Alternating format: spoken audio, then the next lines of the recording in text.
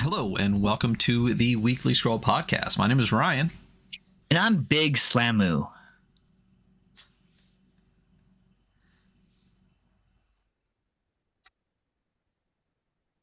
Oh, it's me, right? Yeah, I'm there we Logan. go. I thought you were gonna say more. And Yeah. It's like I'm Logan. I write things like the company and other stuff.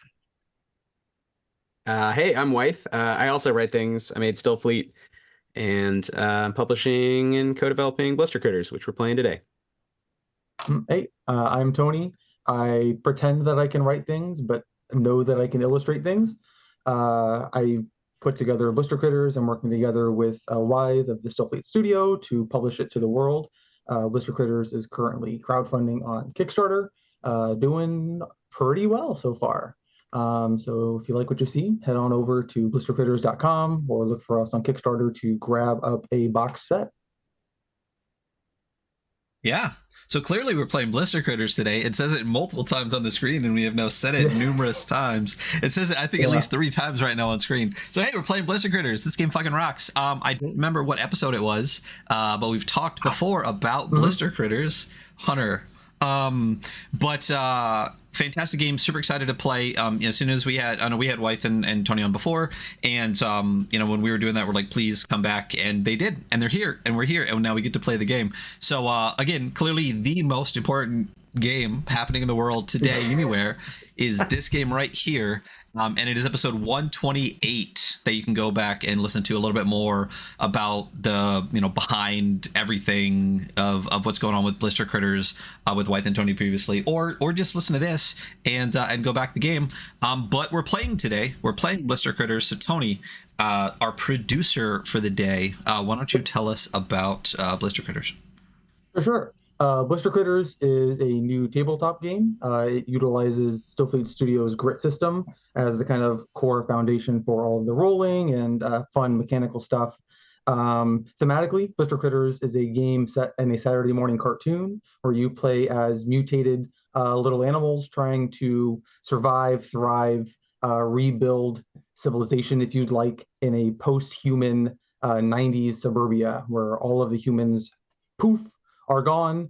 You don't know why. You have roach and turtle and rat problems to deal with, but the humans have been gone for about 2 decades, and you, a mutated little animal left in the aftermath, are scurrying about a humanless suburbia dealing with critter problems. And that's kind of what we're going to be exploring today. Because Blister Critters does a lot to really lean into being a Saturday morning cartoon, a core part of Blister Critters, and now actually part of the core box set, because we hit the stretch goal, are ad libs. So woo, we can actually add them directly to the box as a full set of ad libs. Just like when you were younger and you fill out a bunch of blanks with verbs and adjectives, and then you have somebody else read off this like really wacky kind of combination of like phrases that everybody work together. Blister Critters utilizes that to do a bit of pre-session, pre-episode world building and kind of game prep. So when you're in real life, when you have the box set, you could pass it around the table while people are getting their snacks together and settling in. I've done that digitally and had everybody already submit theirs, so I could do a little bit more preparation ahead of time. So I'm not going to ramble for too much longer. We're going to jump right into this improvised infomercial and then get right into actual play.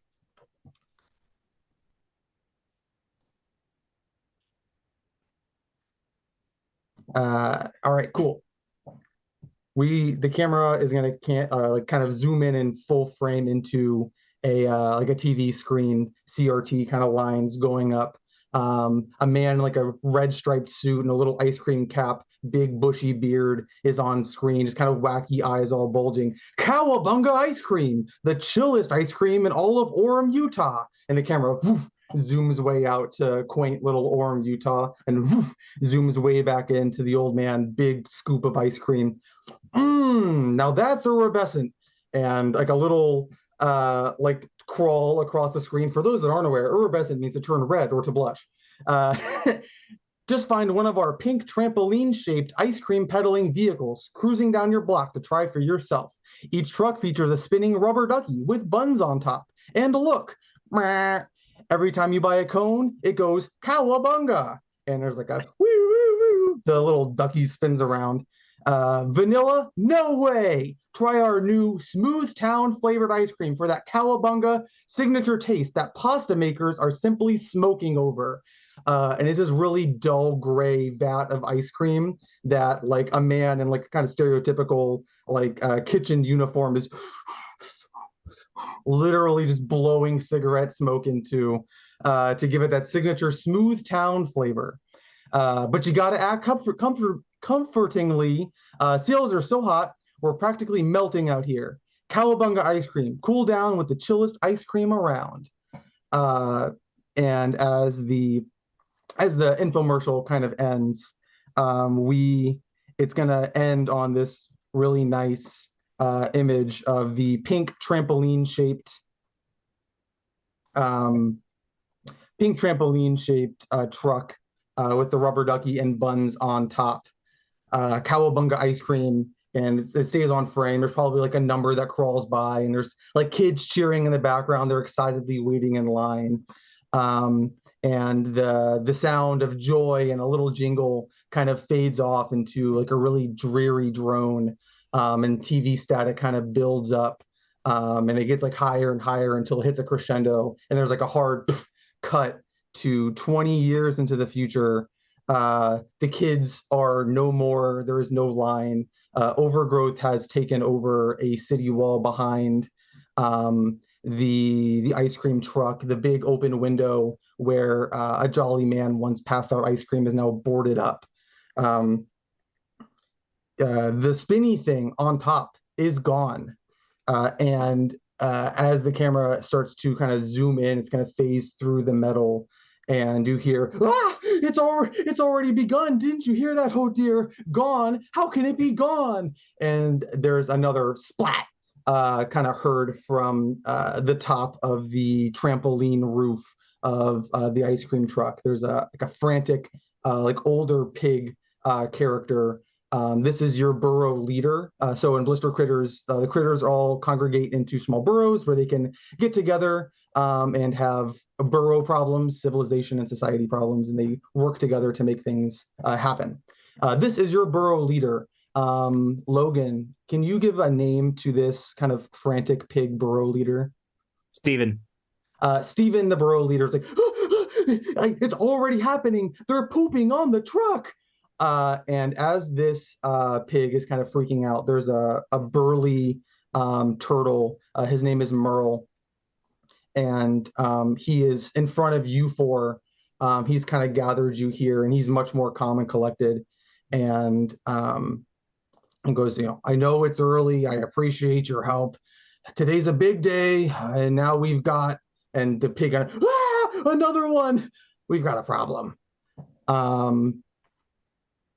As you can tell, our spinny duck is gone. And the spinny thing that once sat on top, let me pull it into frame so everyone can see. Merle explains to the four of you guys, you already know this, but to let everybody else in on it, the spinny thing on top was used to keep the ice cream truck nice and clean. The pigeons in the area, they like to poop on our truck. We don't know why, but with the spinny thing on top, we were able to hit it. Nice cowabunga would go off. The birds would disperse. No poop truck. And the pig kind of chimes in. They're not going to want to deal with us if we have a poop truck. Merle's, yes, we have a big deal today. We have a very hungry burrow, and it kind of cuts to deeper within the truck. You can see there's like a tube that follows under, and it goes into a sewer grate where the rest of the burrow kind of takes place. The truck is parked atop like a manhole cover. And there's just a bunch of like hungry mice and little birds just kind of shivering inside the sewer, terribly hungry. Merle says, we have a food problem, and we're supposed to have a deal today with Big Notch. And Big Notch is quite particular. He doesn't like a poop truck, and he won't deal with us if we have a poop truck. I need you four to go out and bring back the spinny duck, find out who took it, bring it back by any means necessary. And if you don't, little Jimmy, he's gonna starve. And he pulls up like a mouse by the scruff, and it's just like a tiny mouse. He's kind of shivering. He's like, "I'm hungry." And he just tosses him into the background. Ryan, if you could introduce your character and canonize one like quirk or thing about the burrow itself, like a weird thing that the burrow like kind of does by tradition or by habit. Okay. My character's name is Radu. I am a bat. Actually get to my character sheet. My role is the know-it-all. And I'm the thinker. So I am this bat, but I have these old pair of like glasses that I found for like a kid, but they're like way too big on me and like broken in the middle, so like taped together, and nice. I'm constantly like pushing them back up because they fall down over like my bat nose. So he definitely is like the nerdy know-it-all of the group for sure. And one thing to canonize about our burrow, gosh, I don't even know. I don't even know context for stuff. I really, you know what popped into my head first was they got to do something with all the poop they scrape off the truck. Absolutely. What are they doing? Are they repurposing it? What are they doing with it? They got to. What's guano good for in a post-human world? Well, it's not even guano. It's just shit. Fuel. Sure. Yeah. They've been repurposing the pigeon poop for fuel. Yeah, for fuel. There we go. That's the thing that the burrow does. Because if the pigeons aren't pooping on the truck, they got to poop somewhere. So we're pigeon poop collectors. Yeah. Sweet. Yeah. Merle kind of looked at you knowingly and like kind of helps you push the glasses up. It's like, I appreciate you being here. Thank you. Yeah. Hopefully we couldn't gather anybody else. I don't know if you're up to the task or not. You look a little on the small side, but I'm glad you showed up. He turns to Hunter's character. Hunter, if you could introduce yourself, and if you could tell me give me like a personality thing that you and Merle have, some kind of history for why Merle is maybe more partial to you than to Radu. Yeah, absolutely. So I'm Rocco the raccoon, and Rocco is a kleptomaniac, as all raccoons are. And he's a dasher, so he's a very quick, stealthy stealing boy. And I think my relationship with Merle is like, I very much imagine Rocco, like every time the camera cuts to him, he's like slowly grabbing something he shouldn't be. Just about to grab it. Yeah, even if he wasn't anywhere near it at the time. Like if he was like across the room and the camera cuts, he's like grabbing something. And I think that Merle is like an older, like fatherly figure, like caught him trying to steal and like has helped raise him to be somewhat of a better person, but also totally still a kleptomaniac. So yeah, I think of Merle as like Mike Ehrmantraut from like Breaking Bad and Better Call Saul. That is like the archetype that I like to ascribe for Merle. So he's very much like that. Don't do that, kid. And he kind of, as you're introducing yourself, he kind of pulls you back into frame with the rest of everybody else. You kind of bump into Logan's character. Logan, if you could introduce yourself and kind of canonize a bit about the world that's going to be outside. Is it like frightening? Are you cool with it? What is your character's take on the world outside? Yeah, I'm Bertle, the snapping turtle. I am huge, like compared to everyone else. I'm not even in frame, just head not above. even just hulking, like just a massive turtle. Bertle was alive, but when people were around, Bertle's like 120 years old. So he's been living in a river for a long time, and then the river dried up because of all of the stuff going on. So he started walking around. Bertle has a ball peen hammer, a human ball peen hammer that he carries around. He's got a couple of can pull tabs tied to his knees as extra armor. Bertle is the tank here. He's pretty not afraid of the world because he lived in it before. Bertle's job in the burrow is to like walk around and make sure animals don't come in and hit him with the hammer, and then sometimes go out and protect groups like this. Cool. Bertle was like recruited as the heavy for today's rescue mission, essentially. Yeah, and the burrow, Bertle is part of the burrow technically for food purposes, but wouldn't consider himself part of this community, I guess. Nice. And Merle is my cousin. Oh, okay, very nice. Merle says, I appreciate you helping out. You know, family's got to do what family's got to do. We got a hungry burrow, and you know, I'm too old to be getting out there. So I really appreciate that you stepped up to the challenge today. It slowly nods. Nice. And Wythe, if you could introduce yourself, and if you could canonize, I guess, a final quirk or trait, habit, tradition of the burrow that you guys are going to be trying to help out for today. Yeah, I think slithering on top of Bertle and talking over Bertle and Merle as they are talking is a snake, a kukri snake, who is actually somewhat aged. So she was not really around during humanity, however they say it, the critters. But she is an older snake, fully grown. And she is bored. She finds all this preparatory work really boring. She wants to go do something exciting. She is a thinker. She's very smart. But she just immediately starts talking about how essentially the ice cream truck is not just it's not just about food. This is a place where people gather, and people need they need like space, mate. Like they need places to go to do things. You can't just do things underground unless you're a beetle. Is everyone here a beetle or termite or ant? Raise your hand. I don't have hands. And she's just really like kind of pushing the group to go like have a party, like go do something fun. And her name is Cindy Lauper's Sisters of Avalon the Snake.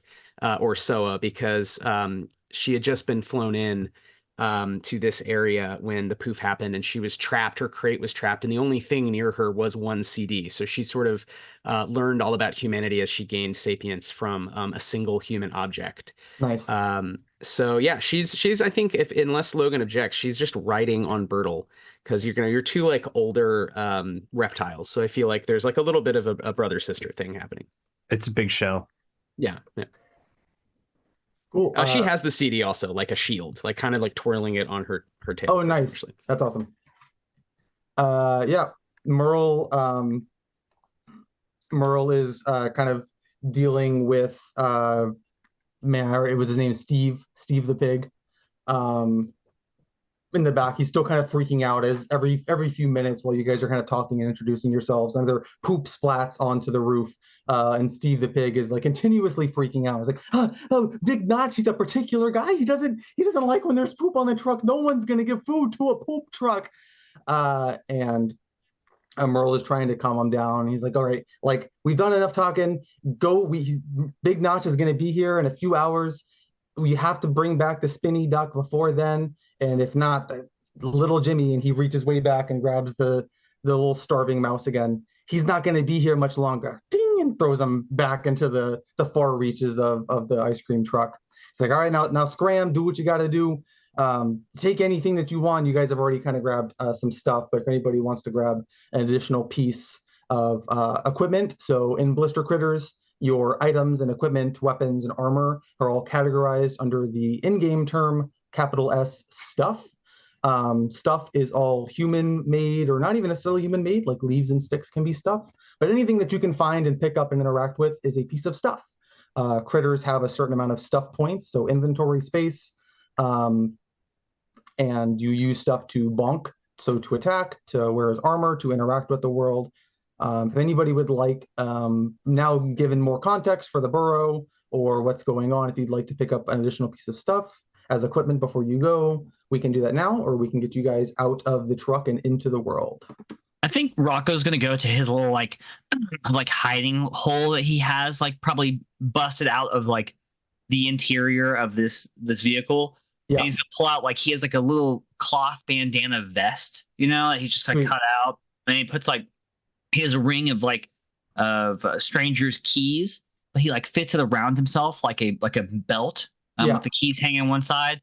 And he like has a little marble and he puts it in a little bag, and he pulls out his 3-inch button pin, which is his weapon, and slides it like into the key ring where it can kind of split to be slid onto something else, and it just holds it. Nice. So, All kitted out. yeah, he just gets kitted. So That's awesome.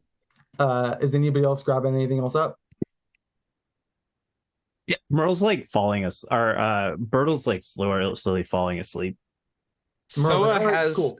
has enough stuff, and I think I'm just beating. I have a deck of cards in addition to the twirly thing, and with another part of my tail, I've got the cards wrapped around in the middle, and I'm like bonking Bertle to get going. Like, boy, wake up! Sweet. Yeah, Merle says, all right, cool. Get out there. Again, we only have a few hours, so bring it back quick or Jimmy's going to starve. And Merle kicks open the back door of the ice cream truck. And you guys are somewhat familiar with at least this first area here. You guys are going to have to look through, I guess, the stream.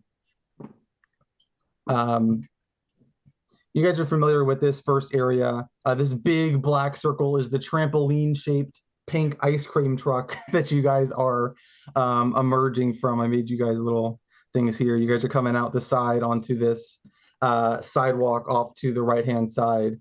And there's like this massive like wall, kind of the overgrowth in leaves from this like infinitely dense like hedge essentially that runs forever off into the east so that we never have to go in that direction.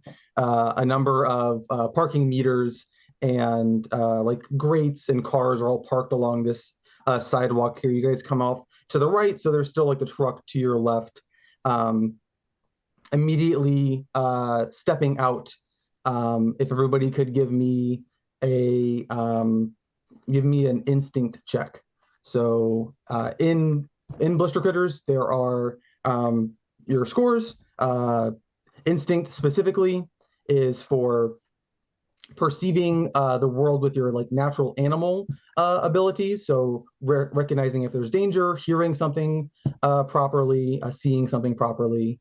If everybody could give me an instinct check. So roll whatever die you have ascribed to your instinct. I got a 4. 4.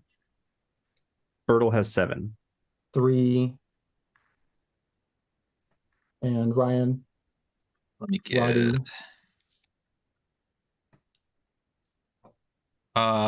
3. Everyone steps out into the same green gunk, but only Bertle seems to feel it kind of like squash under his big turtle foot. Everyone else is kind of just ready and rearing to go. I assume Soa is just trying to keep things moving. But Bertle, as you step out, your big turtle foot squishes down into like this weird green gunk that is maybe a couple feet from the exit of the Cowabunga ice cream truck. Huh. It's gross. This not usually here? No, it is not usually there. Usually there is like plenty of bird poop Right. and like trash kind of lying around. This specifically feels like rubbery and sticky, not normally there. I'm gonna put my big turtle hand and I'm gonna point Soa's head down. Like, what is? So if you would like to make a noggin roll, Yeah, of course. In Blister Critters, your perception of human stuff, so human knowledge and human things, would be a noggin roll. That is your noggin score. So if Soa can give me a noggin check, please. Yes, and I have a D10 plus 1 because I'm a thinker. That is an 8 total. Beautiful. With an 8, you know this to be some substance that is like stretchy and sticky, definitely man-made, comes from probably like toys. It seems like it came off in like a weird globule, and looking at it closer, you recognize a number of like small, like orangish hairs sticking out of it. To you, that is odd because you're seeing it as like a piece of human gunk, but there are some animal bits kind of attached. Orange hairs. Well, Bertel, I think you would call this gack, and Gack. Commonwealth critters would call it gaxetamol. But it is some sort of human-made slime that was used for mysterious purposes by our predecessor intelligences. Yeah, this stuff's not cool at all. I don't think you can eat it. So the interesting bit is there's another critter around. Look, the orange hairs. Just when you say that you can't eat it, I imagine that it cuts to Rocco and he's like, Tony, is that true? You can't eat? It doesn't sound like something you can eat. Or I mean, should you we can find definitely out? put it in. You can find out. Yeah. Or I'm not going to eat it. If Rocco wants to try it and see how it no, tastes. he's like about to take a bite, and you say that, and he puts it down, and then who's standing directly next to me? Let's just say, I look at Radu, and I just like, without like looking at Radu, I like wipe my hand on them, you know? Ew, why'd you do that? Rocco, as you like are wiping it, you feel like your hand like it's like sticky, like it doesn't like come off right away. You're trying to wipe it, and it's like this comical like, and you're like Keep trying going faster and faster. yeah, you're trying to like get it off, and like it finally like it pop snaps, and it finally comes off, stuck to the, I guess Radu's wing. So, no. No orange critters around, no obvious source of those hairs. You don't see another critter around. No, if you want to look around for, I guess, more clues or walk around and find something else, you're more than welcome to. But there aren't any like orange critters standing around that are covered in green gunk. No. Dang. Yeah, Rocco's gonna slink up this like line of cars, and he's unable to walk. He only slinks. Okay, cool. So yeah, he's like, it's like a Krunk and Emperor's New Groove, where it's like not really helping him hide, but he's like, no, no, no, no. Doing it anyway. Yeah. And he's gonna kind of look around. He's looking for stuff to take, but by the way of like looking around, he's gonna look for some hairs as well. Okay, cool. Are you looking for more of the orange hairs, more of the green gunk? I think more of the orange hairs. Oh, okay. As you're, I guess, making your way further north, if you want to make a noggin check. So again, in Blister Critters, not only when you're trying to like recognize human stuff, but if you're ever trying to find stuff in general around the world, that'll typically be a noggin check. I'm gonna go ahead and burn D4 grit to get advantage on my noggin check. Beautiful. Because I want to use an ability. Okay, cool. So 2 grit spent. Where's my pen? There we go.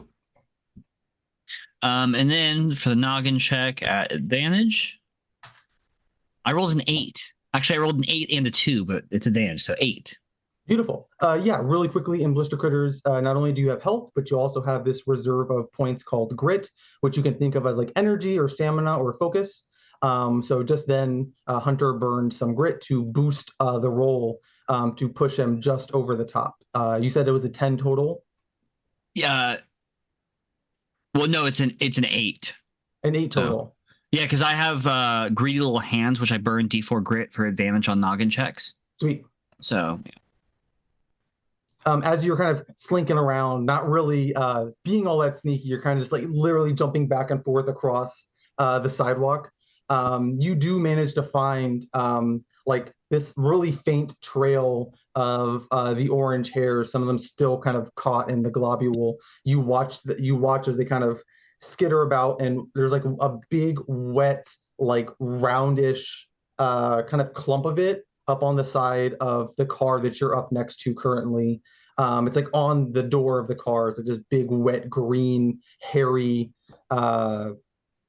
gunk mess on the side of the car. I just like immediately just appear next to the guy, like next to the rest of the group, just like kind of like staring down, like thinking that's something.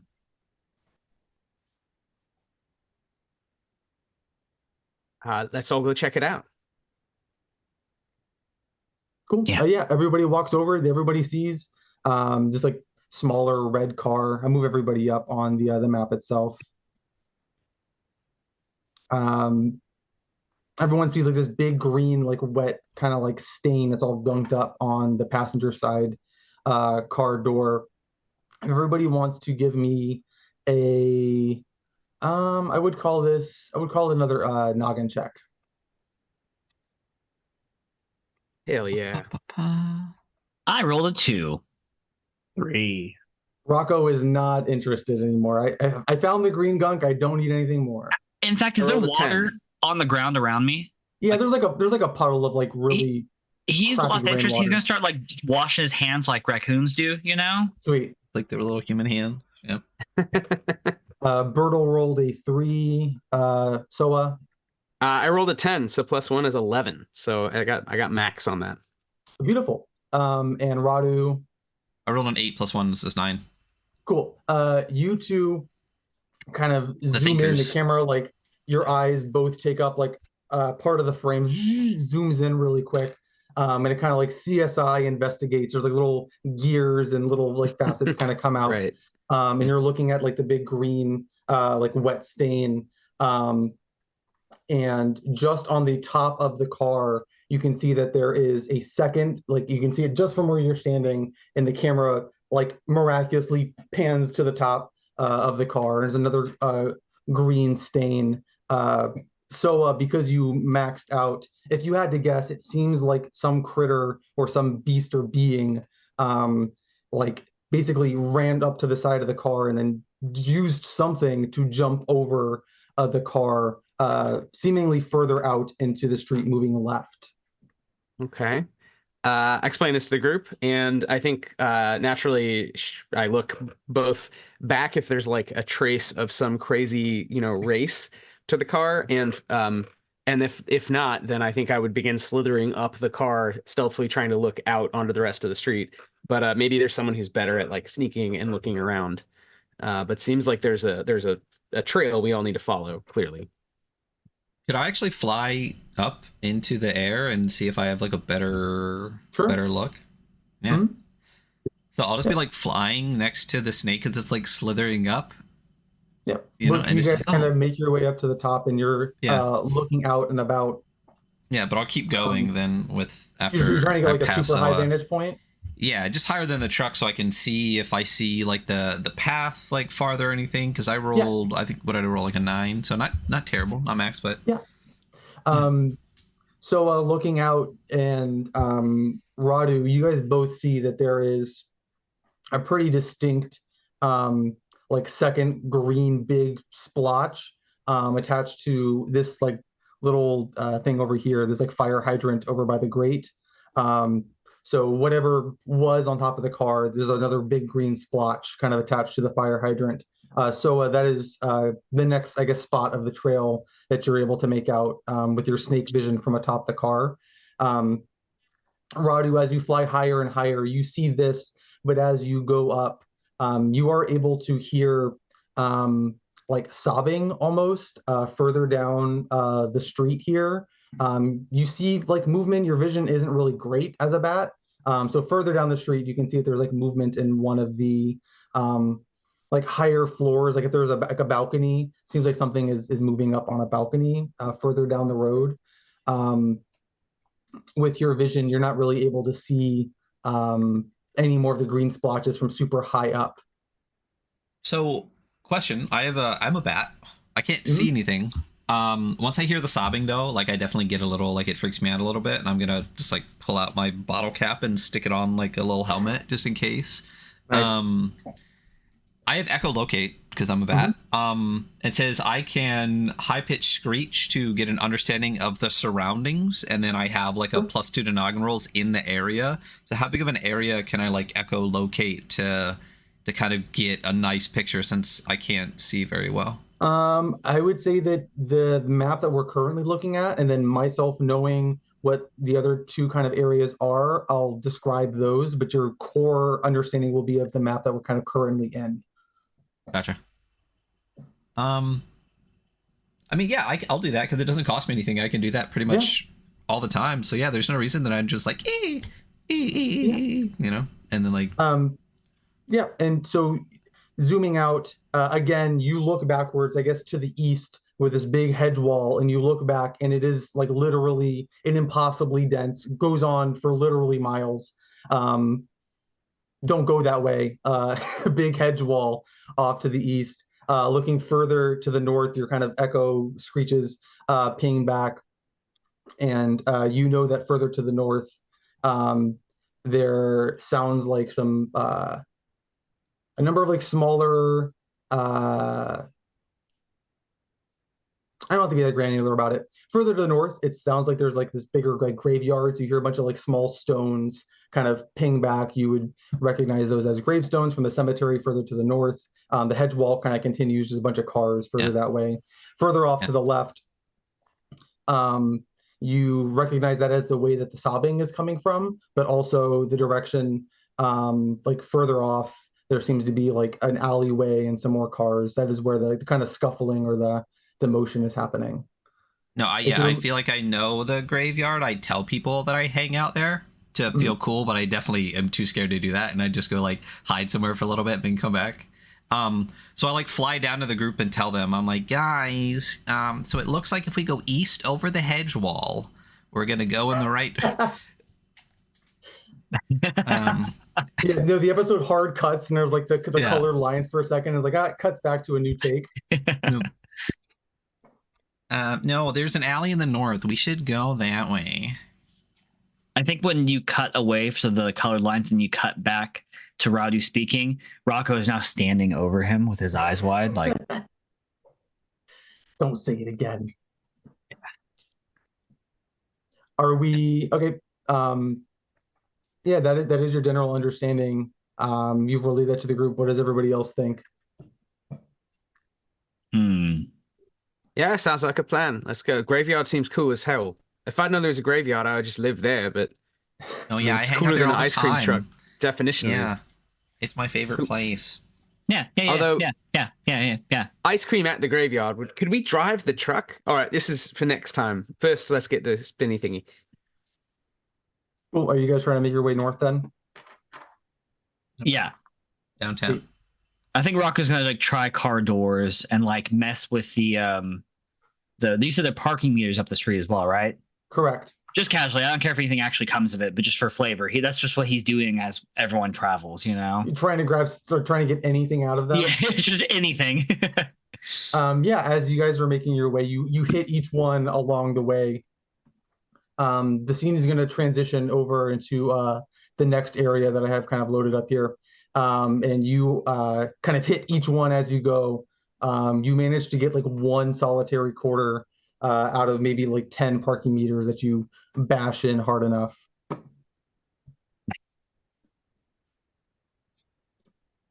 We look back and see Bertle catching up, or I'm like a mech. I'm just like a mech for Soa at this point, just kind of like blumbering forward.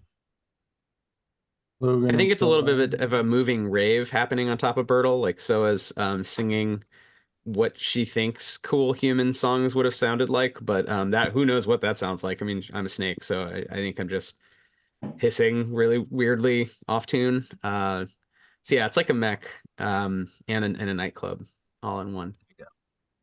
As you guys make your way into this like newer part of the street, the sobbing kind of fades off into the background. Who cares about that? And you guys are now at the walking down the sidewalk. I guess you guys would have been on the other side of the road here.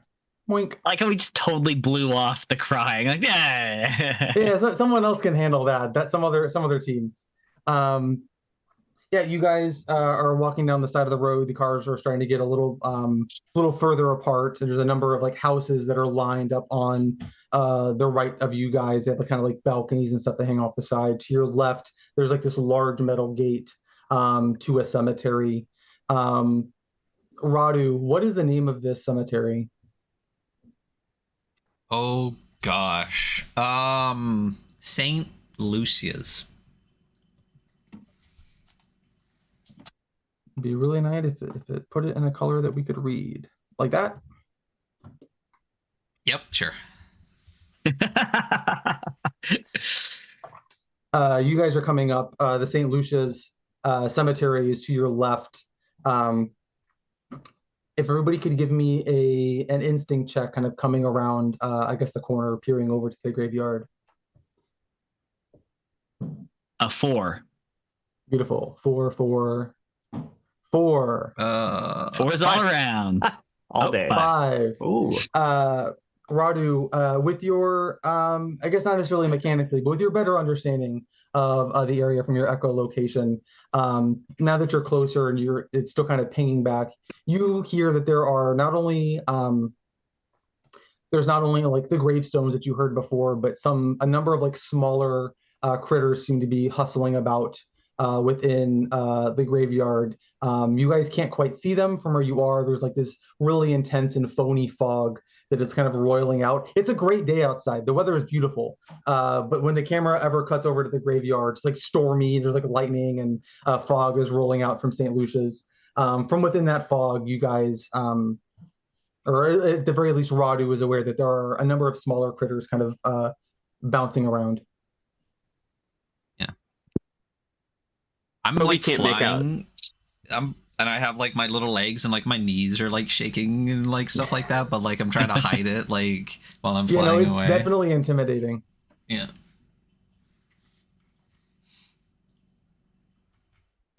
We don't know who any of these critters are. They're No. just okay. Do we know anything? Is it just Radu's the only person who knows? If everybody wants to make I would call it a noggin check to see how familiar you are with, I guess, the area. Okay.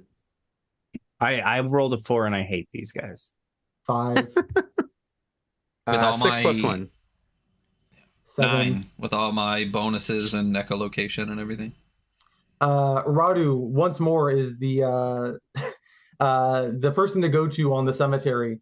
Radu is acutely aware, kind of dawns on him all of a sudden. His fear kind of shook it off for a minute. But Radu is intimately aware of the graveyard hamsters that were already present prior to the human poof. But in the post-human world, the graveyards are overrun with these smaller hamsters. From your echolocation, from your understanding, they're moving quite a bit more. They seem a bit frazzled and are acting a bit like frantic in their motions. Flying up, you can see now the fog is like dissipating, and if you see little shadows kind of bouncing around on the inside.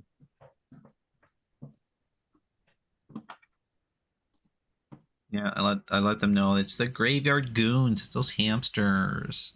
Ooh, let's get them. The Gramsters.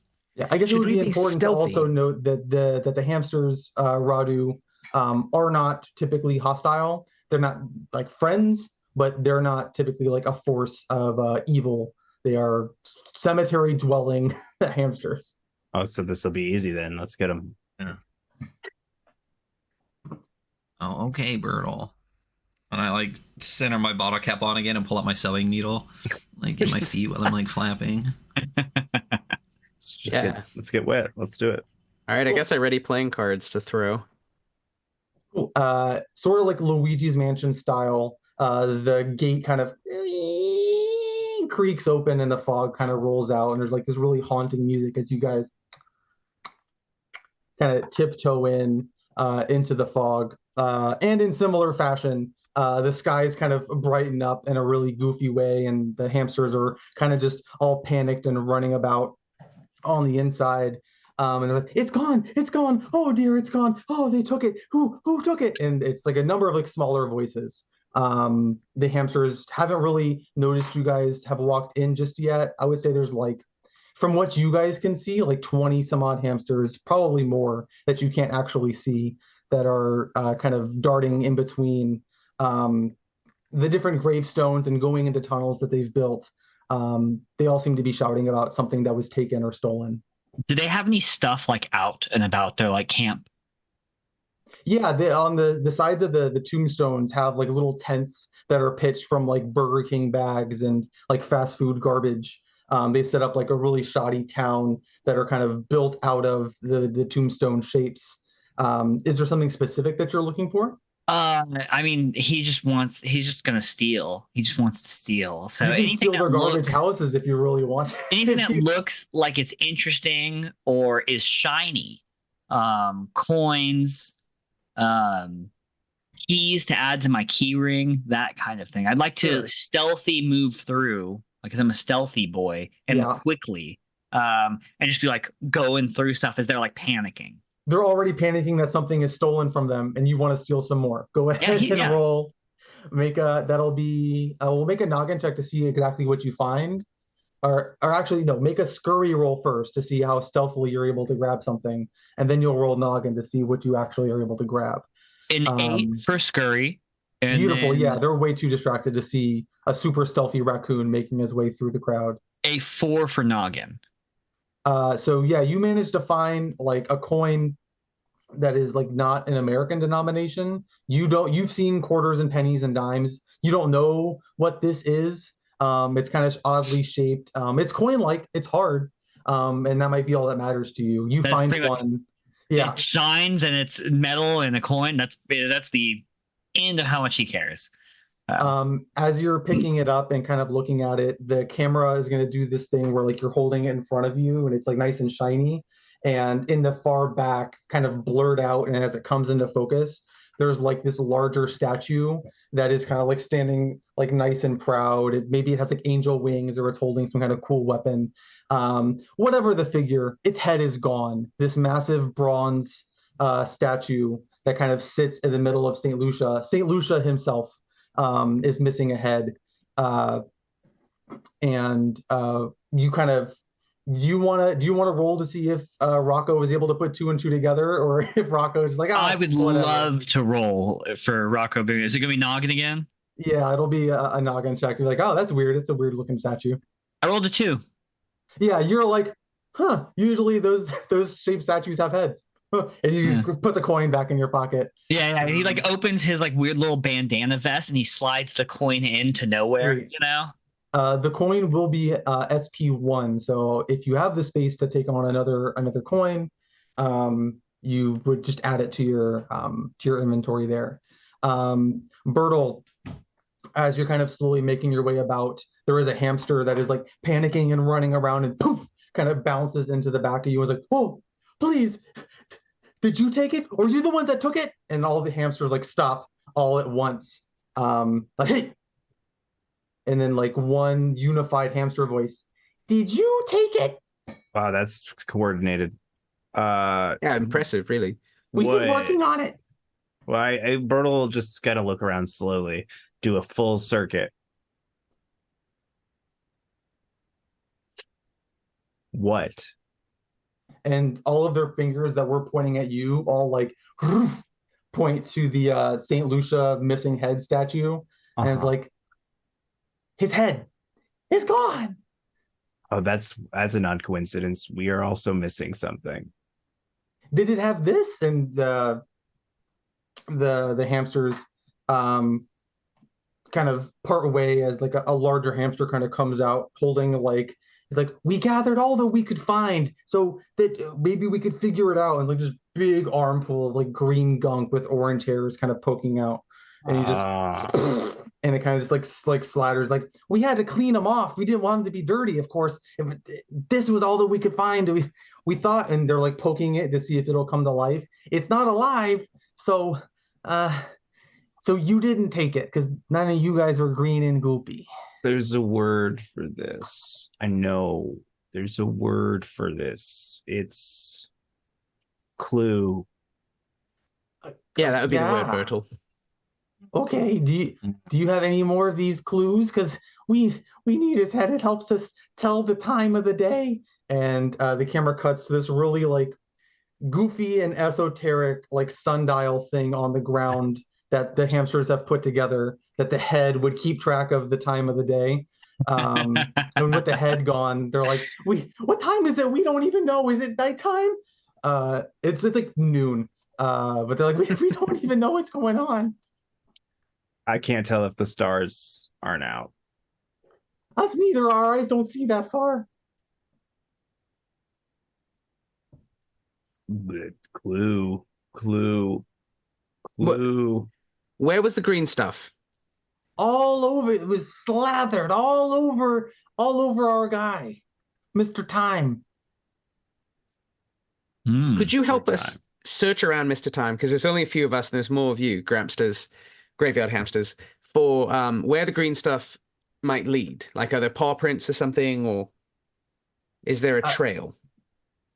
They said, yeah, let me, and they look about like, oh, no, this was all the green stuff we could find, but oh, also, and there's a guy that kind of comes up from the back. It's like, I got this. And he comes up, and it's a price tag for a toy store. Hunter, what is the name of the toy store? Oh, it's Big Bob's Toy Emporium. Yeah, it's a price tag for Big Bob's. And it's like, there was this as well. It had the green goop, and he kind of like throws it off for ideally someone to snatch out of the air, but it might just fall to the ground again. I would also like to say at this point, Rocco is standing with the hamsters, you know? Okay, yeah, you're on their side. You're like interrogating the group. Yeah. Like when they all spoke in unison, he also said things, but just like kind of out of step, you know? Nice. Can you make a vibe check? Yeah. How's my vibe actually? Oh, okay, cool. So in Blister Critters, that's an okay stat for me. In Blister Critters, your vibe score is like your conversational ability, your charm, your intimidate. If you're ever trying to like get along or go along, vibe is going to be what you roll. Is that an 8? Beautiful. An 8 out of 8. There's one of the hamsters looks up at you, kind of like, nah, he's going cool.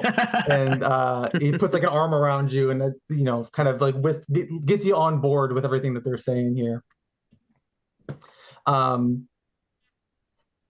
Yeah, they hand off the Big Bob price tag. Sorry. Can everybody give me, like, looking at the price tag, if everybody could give me a noggin check? That's a 1. Myrtle is entirely just can't even read it. Clue. He knows it's a clue. He really does. He knows it means something. I got a 7. I love reading. Beautiful. Do I still get to add my echolocate to this? I would say so. I would say that because we're in a new area, maybe you just add 1 instead of your +2. Okay. So then I got a 6 + 1 + 1, so 8.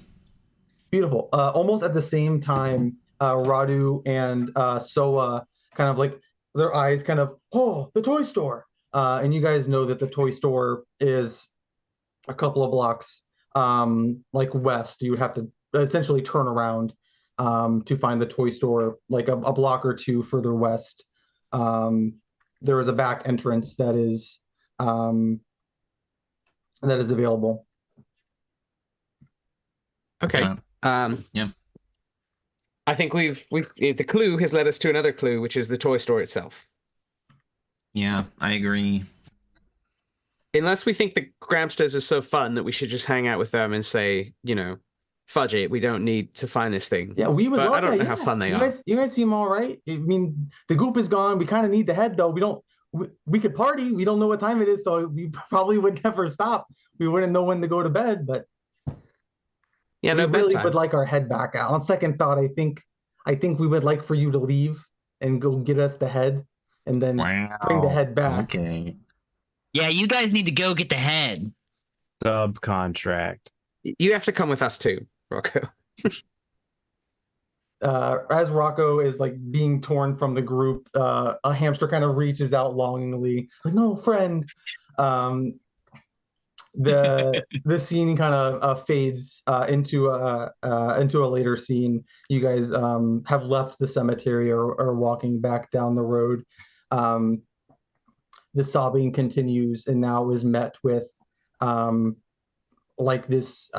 You guys all recognize it kind of as like a frog voice, kind of shouting back at the sobbing. The sobbing is kind of indiscernible, but there's like a smaller frog voice. It's like, yeah, that's what I. And he's kind of yelling back at the sobbing. I'm going to put you guys back into the first area here. Yeah. I feel like I'm just like riding on the top of Soa now, who's riding on top of Bertle, and we just look like Trogdor on like a turtle mech. It's like an APC.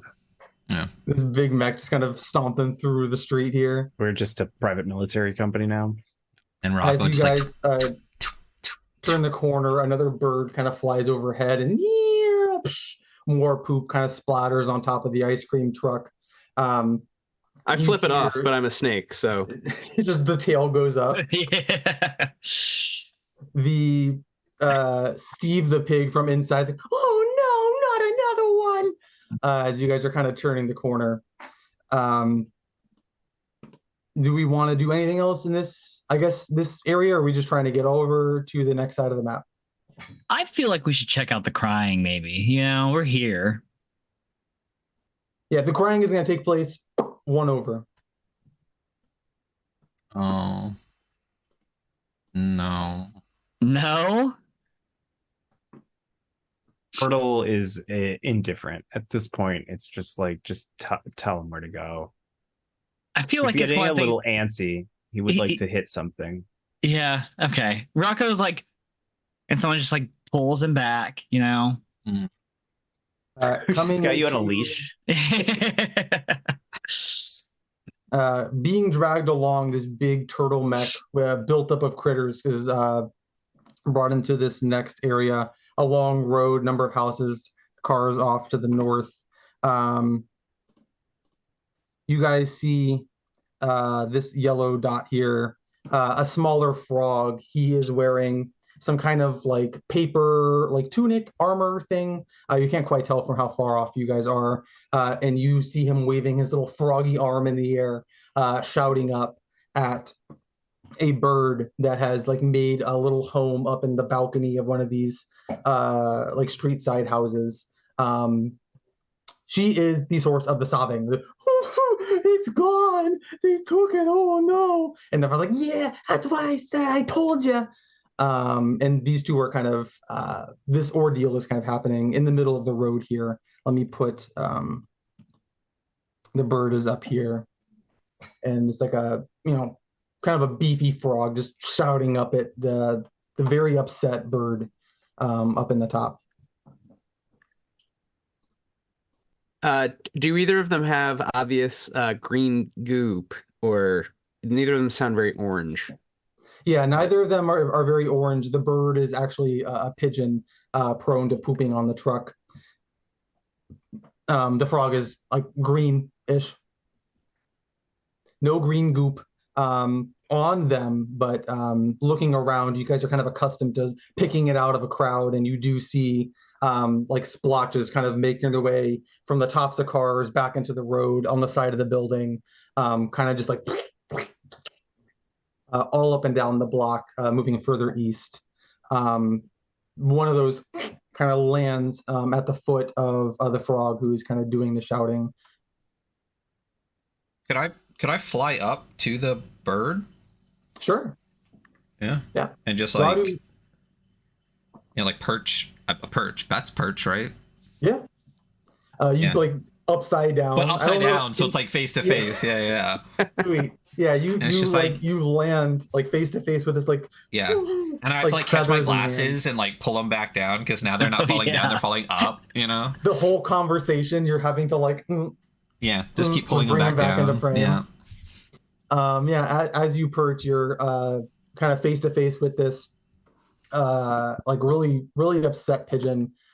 She wears like a faux pearl like necklace, and she's kind of just like sobbing into her hands, like, it's gone, and I know they took it. Oh, I thought if I did it at night, then I wouldn't have to worry. But oh dear, it's gone. My wind chime. Oh, hi.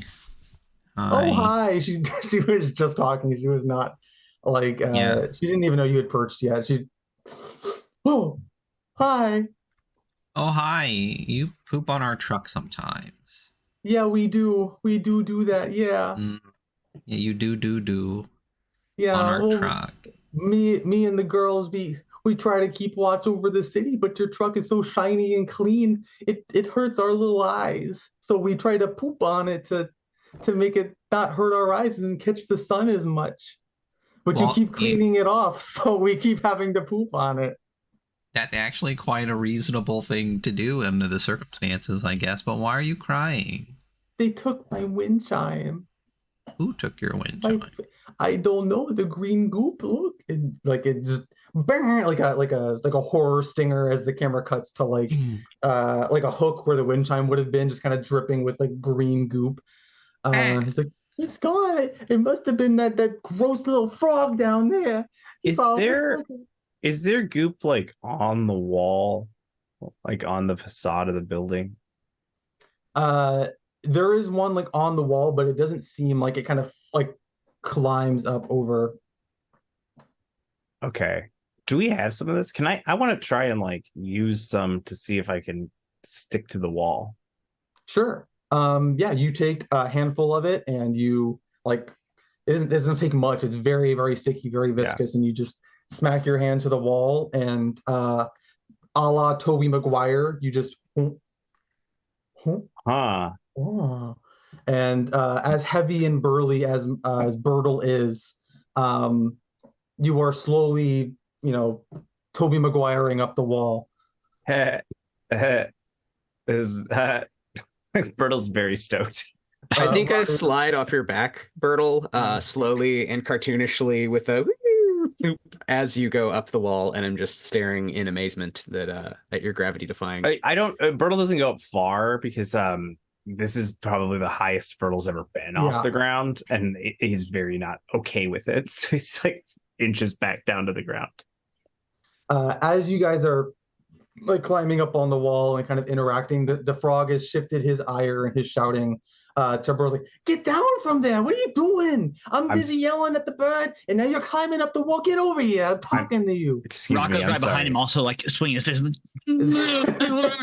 Yeah. You don't have to roll for it. He's like, yeah. What the hell is he doing? You don't. Are you trying to tell me what to do? Yeah, I'm telling you what to do. That's my job. I run these here streets. And I start reaching for the hammer that I keep on my back, and I'm like, that's unfortunate because I don't like anybody. So, but like, take this human ball peen hammer, and remove it from my back. You think that scares me? That don't scare me none. I'm gonna murder you. No, you're not. Okay. You could try. I'm a spry little guy. I'm gonna try to kill this frog. Are you up on the wall still? No. Bertle has removed himself from the wall because he's too really scared. like intimidatingly like. Huh. No, yeah, he's very scared of being off the ground, but he's not showing it. As Bertle is talking crap, Soa is spinning the CD to gain the attention of our perhaps opponent, and spinning a tail, and she's explaining that this is all a big misunderstanding, but this is just a distraction to set up Bertle for a big hit. Hell yeah! So trying to do a little alley oop here.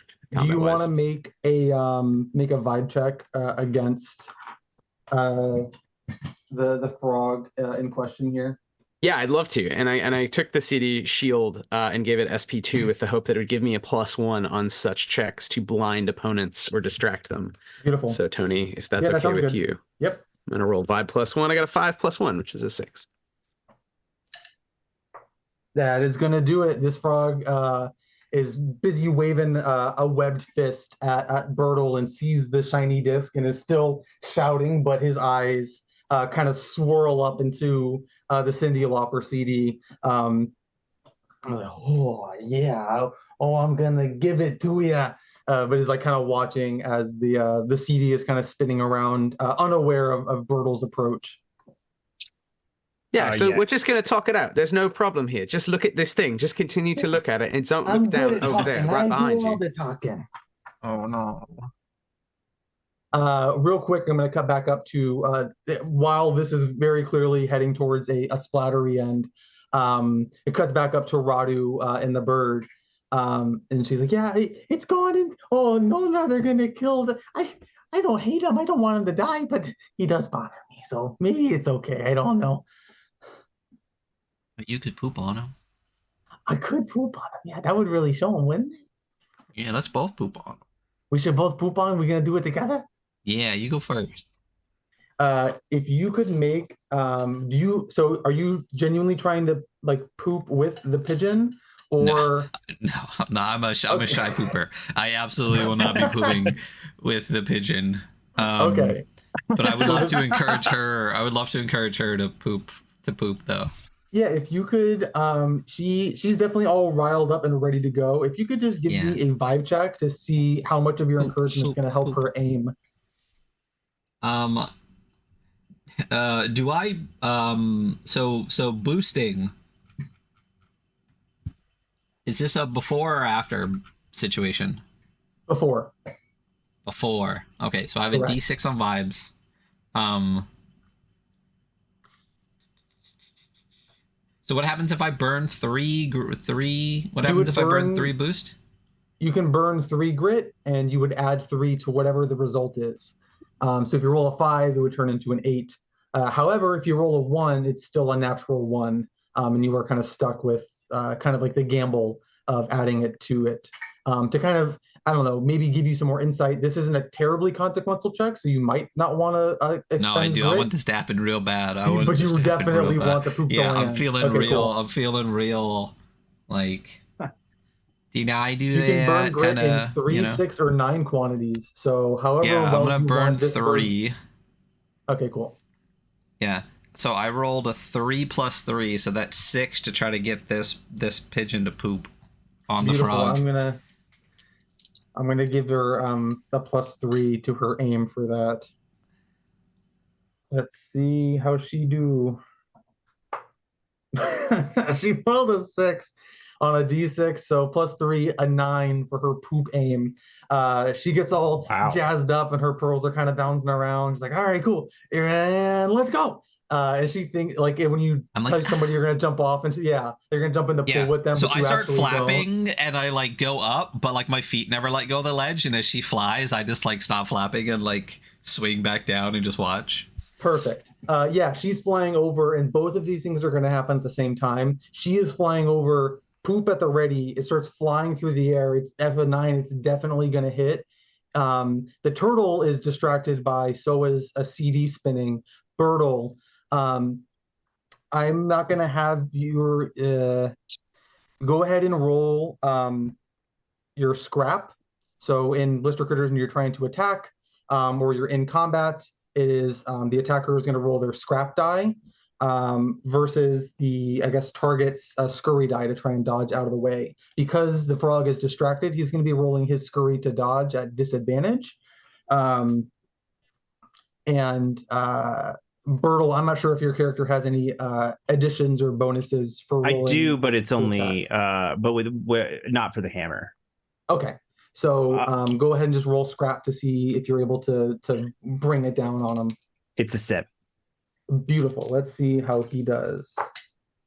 It is definitely going to land. Go ahead and roll for damage. That's my scrap plus my stuff, my bonk on my stuff, right? Correct. So in Blister Critters, when you're using stuff to do damage, you are going to roll your scrap, which is your natural ability for combat, and then add your debonk. So most stuff will have a bonk die listed, and you get to roll both of them at the same time for this big damage roll. I believe the hammer has a pretty high debonk as well. It's got a 12, yeah. It's the great axe of the game. Yeah. I would like to a rules clarification for me. If I boost to max, can I explode? No, it has to be like a naturally. It has to be maximum. A natural. Okay, cool.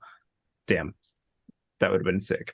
I'm gonna do a 14.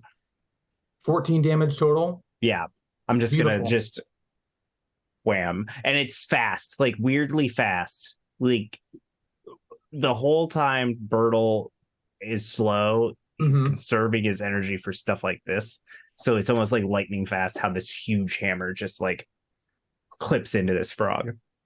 As the hammer, like the frames almost are too fast, like blur lines, and you can barely catch it. People think that there's like a hidden frame in between. They come back to the episode and try and find the missing frames. As the hammer swings around, the torso of the frog is like another foot that way following the hammer, but the head is like stuck behind, and the poop splats on the head as it trails back, and his head finally snaps as to the whole body kind of like elastic bands into the bush underneath the bird's post, underneath Radu at this point. it looked as that like in anime where the bodies kind of ragdoll as they kind of they kind of tumble over itself. The frog kicked up a bunch of like debris, and there was like a skid mark where the frog once was. He's kind of crashed into the wall. You can hear like, he's not nearly as brazen or lively. You see like one lone kind of twitching frog foot poking out of the bush. I did slowly. I put the hammer very slowly back onto my back. The bird is like, yeah, we got. And she floats back over to Radu and like, I got him. I did it. I finally got him. I normally poop on trucks, but I just pooped on a frog. Yeah. You could stop pooping on the truck though. The truck could stop being so shiny. It would That's be if valid. I was able to poop on it more. Yeah, that's a valid point. Yeah. Yeah. All Anyway, right, well, thank you. my wind chime is gone. Yeah, no, well, there's the hamsters we're missing a head, and we're missing our rubber ducky too. So it seems like someone's stealing a bunch of that's stuff. That's a good target. That's a shame that it's gone. Yeah. Yeah, it's a real shame for that specific reason, not for us. Yeah, that reason. Not Yeah. any other reason. Yeah, normally you guys hit the big button and it goes cowabunga and it scares all the birds away. So Yeah. you know it actually kind of works out that it's not there anymore. Anyway, my wind chime. We're looking for stuff, and I feel like we might find your wind chime, and maybe we'll give it back. Or not. Me and the other birds would really appreciate that. Maybe we'd consider not pooping on your truck. So if we find the wind chime, could you maybe not poop on the truck? Is that can we like wing on that? Yeah, we could do that, and puts a big wing in there. Yeah. Yeah. Okay. Yeah. I'll talk to the other birds while you guys go find my wind chime, and I'll see what we can do. All right. Thank you for pooping on that frog. No problem. It's my pleasure. Yeah. All right. I'm gonna fly down to the rest of the guys and tell them like, hey guys, the goo thing took her wind chime, and if we find it, they'll stop pooping on the truck. Wow. Well, great work. I can't believe that worked, but yeah, no, great work. Yeah, I feel like good, she's definitely gonna keep pooping on the truck, but at least maybe for like a day or something, it might stop. You know. Yeah, what's a day? I mean, that's like forever. So yeah, no, that's job done. Let's go have a party. Wait. No, we're going to we have the job to do. Oh, right. Yeah, we have to find the wind chime. And the duck and the rubber ducky. Yeah. This is a long to-do list. Mm-hmm. It's getting longer. Fetch quest just gets longer and longer. More people to have to talk to and bring stuff back to. Rocco just keeps repeating party, and he starts walking back in the direction of the hamsters. You know. Rocco, as you're kind of like getting ready to storm off back to the hamsters that welcomed you in place of where the frog once was, his paper tunic kind of falls to the ground. It is similar to the receipt, the price tag of Big Bob's, I believe was the name that we had given it. Mm-hmm. Big Bob's Toy Emporium. Exactly. It is like a buy one get one free coupon that has like a rubber band kind of punch hole through it, and he was kind of wearing it like it was knocked off of him when his body was obliterated. And your foot kind of steps on it, and you pick your foot up and look at it. Oh. I like pull it up and I look at it, and like Noggin's my worst stat. Like he's genuinely dumb. Same. Yeah. So I like look at it and I'm like, Sweet. And I think I throw it towards the gang. You know, I throw it. Just kind of like get this out of here. Yeah, I have like trash and shit on my back, like on my spikes. Like there's like a plastic can holder on there, and like bread bag ties and crap. Like just throw it on there. I never check back there. So sweet. Yeah, it kind of just soars back, and the rubber band kind of hooks onto one of the shell spikes. So you see it kind of hook onto it, and it kind of wrestles into the middle of the camera frame. Another Big Bob's clue marker makes itself readily apparent. There's a little like there's a little ticker at the bottom of the screen, like a little like Blue's Clues. You have like 2 out of the 3 Big Bob clues have popped into frame. Our mission like description in the corner of the screen like ticks up. Exactly. Yeah, there's a literal progress bar as you guys have gotten to the next clue. Yeah, you guys are now in the middle of the road. The bird, you watch as the bird kind of flies off, having not told you her name, to go talk to the other pigeons about potentially not pooping on the truck anymore. And the frog is like, barely alive in the bush. Looking further down the road to the west, you guys once again you make out the big green splotches that kind of polka dot a trail forward. Well, just it seems pretty easy to follow the trail. I don't know. I'm pretty dumb. Is this a mistake? Like, no, I think we it's have to pretty do it. straightforward. I mean, out loud, Bertle's like, is this wrong? Am I wrong? Like, No, I don't it's all usually good. make choices. People don't usually give this responsibility to me. So We're like Oh, 66% of the way there, I think, by maths. what's a math? Rocco's I'm gonna not start really going sure, that to be way. honest. Yeah, I think On we're What's going. I think we're Math, going. the scene cuts to you guys basically standing.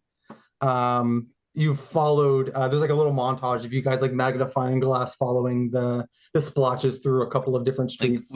we get the Holmes hats on with like the thing with like the Exactly. plaid jackets and stuff, the whole thing. Yeah.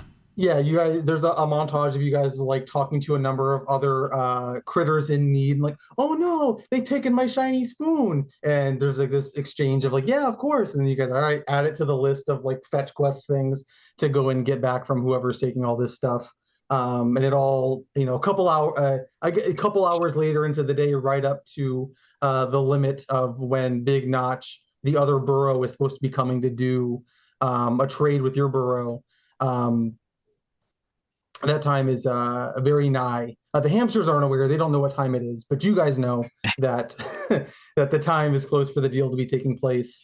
You followed the green splotch trail to right outside the alleyway, and they kind of lead forward to down the alley. It's kind of like dark, and there's literally like a sign that says "danger" posted up on like one of the garbage cans.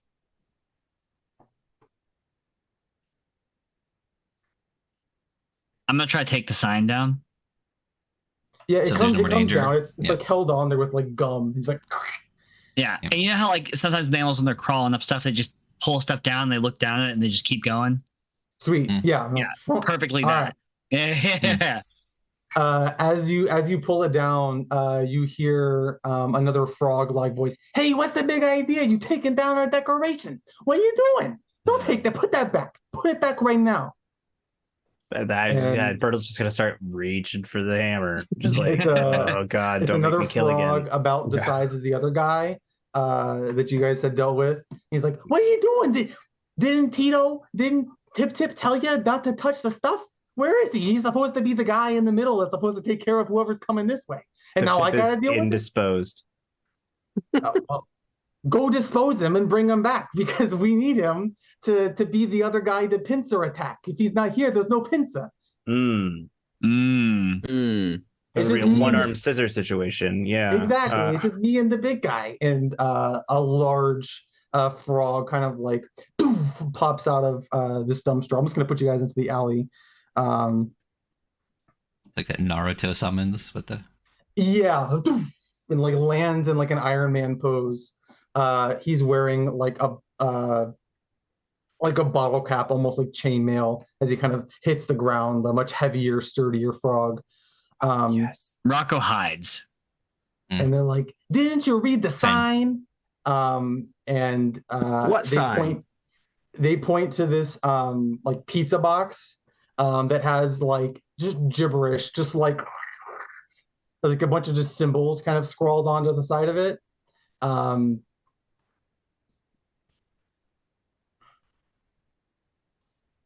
Yeah, there's the pizza box and it's like scrolled and it's like, "Can't you read? Do any of you guys read?"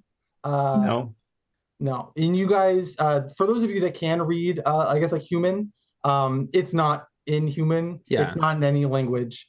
He's like, all right, well, since we got a bunch of dummies coming through the alley and Tito is off being disposed somewhere, I'll read it for you. It's like three big, like swirly with like a couple of lines drawn in. Says, Ribbit Trio territory. Known affiliates only. If we don't know you, don't enter. If you enter, you're gonna get swamped. And by swamped, we mean punched. Hard. Understandable. Wasn't that really clear? And he picks it up and he's holding it, and it's not. It's literally just like a big swirly mess. We couldn't have been more clear. Now you come in here, the raccoon torn on the signs, he's walked off, he's not even here anymore. So you just disrespecting our alleyway. What the heck?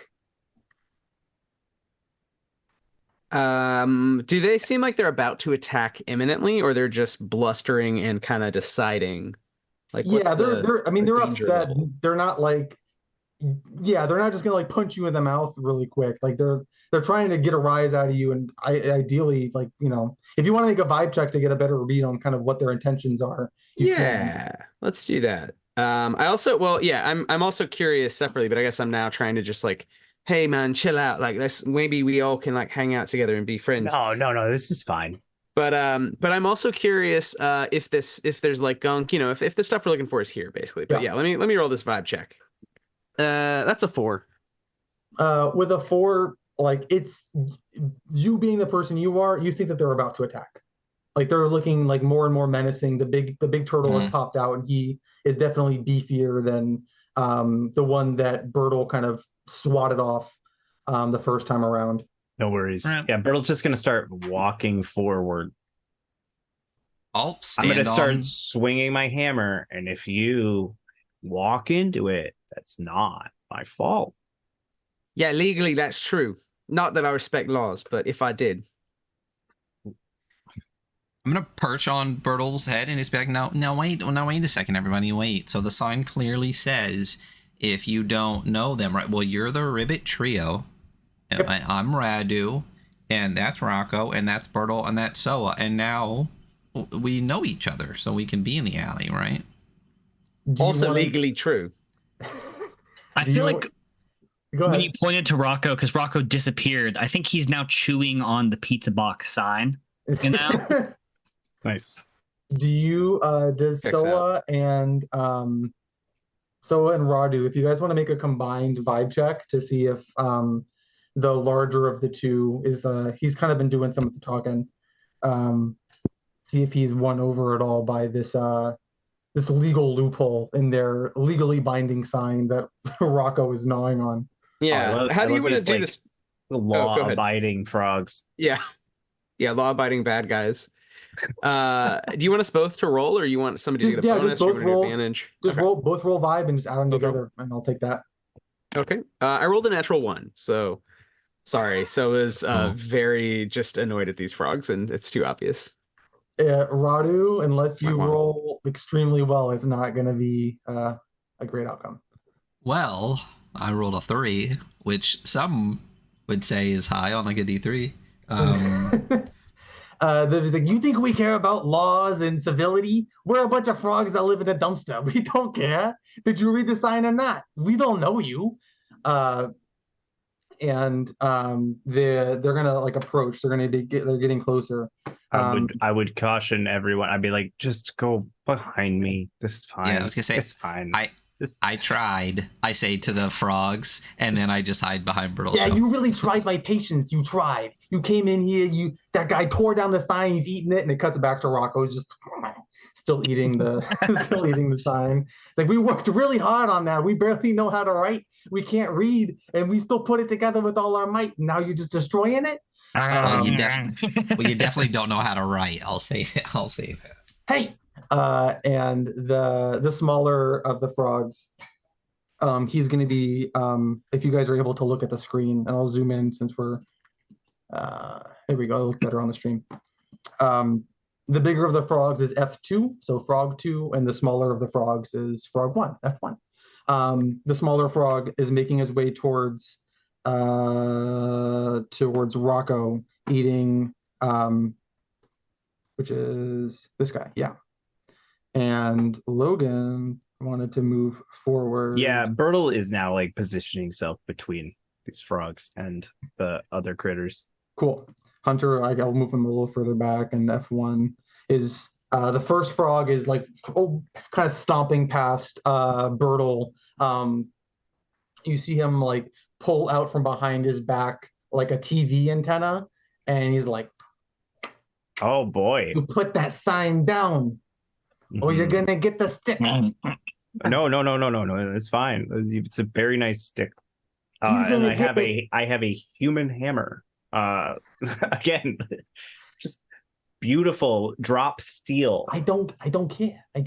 He's gonna get the stick, and then you're gonna get the stick, because I'm a tough guy. Have you ever seen a human? I'm just like, I used to hang, like, humans were around when I was. I don't care. And like slowly bringing this hammer up.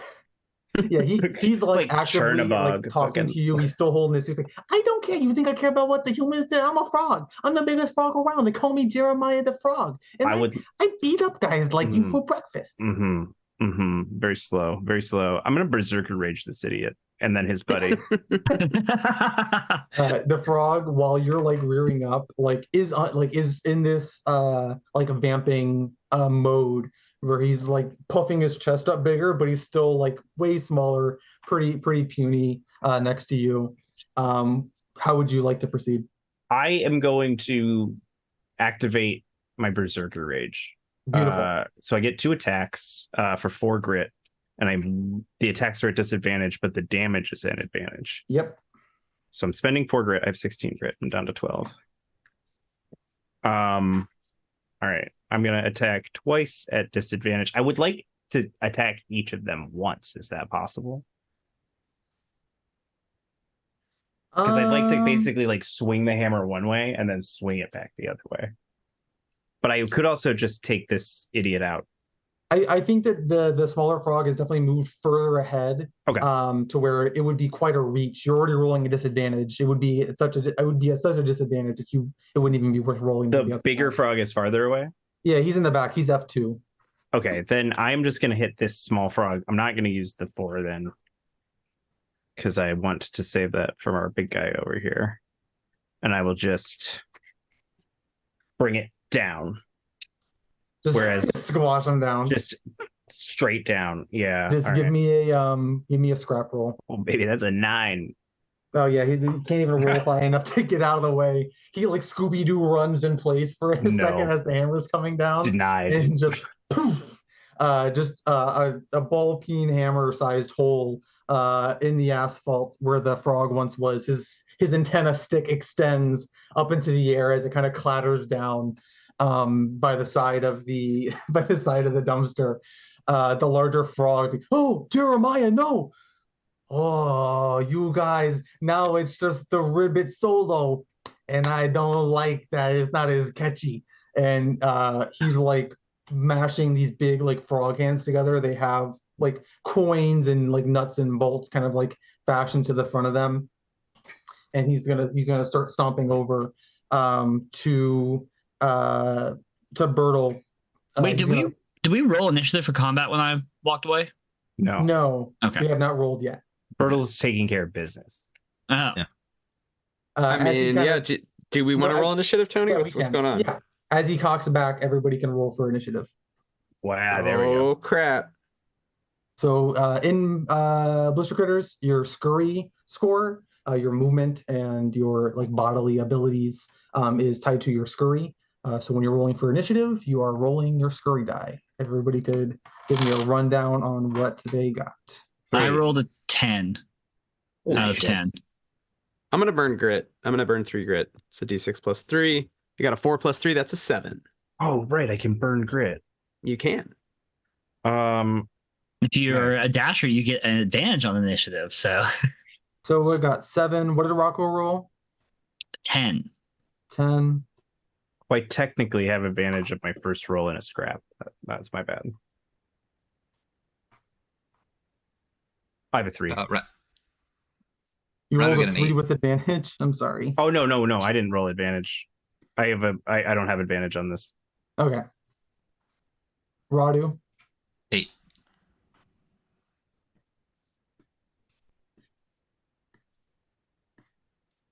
And this frog rolled a 6. This is Zachariah the bullfrog.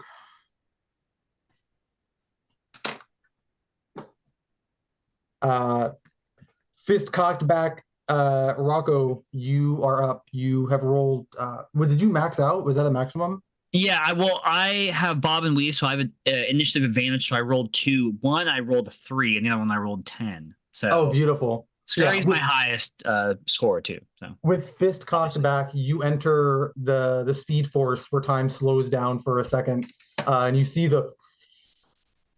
What would you like to do with your turn? Is he still like taking steps into the punch? Yeah, his foot is like a half inch off the ground. He's getting ready to. He's not even like close to the face yet. I'd like to pull my colorful marble out and roll it and try to trip him with my colorful marble, which I think gives me +1 to attempting to trip. Yeah, I would say that you going first and it's a +1. Just give me a scurry roll to see if you're able to like wedge it under in just the right. I'd love to give you a scurry roll. It's my best stat. I got a 7. Oh, fantastic. Yeah, you wedge the marble, like it's like just a hair above where his like big grizzly, or I guess not grizzly, his like slimy like bullfrog hand is gonna come down. And so I'm in like the speed force, so I'm moving super quick and everyone else is kind of moving slow, right? For a moment, yes. For a moment, not for every turn that you have, but for now, because do I play? Yeah. But do I place the dice under it? Or do I roll it? Because I'm gonna narrate differently.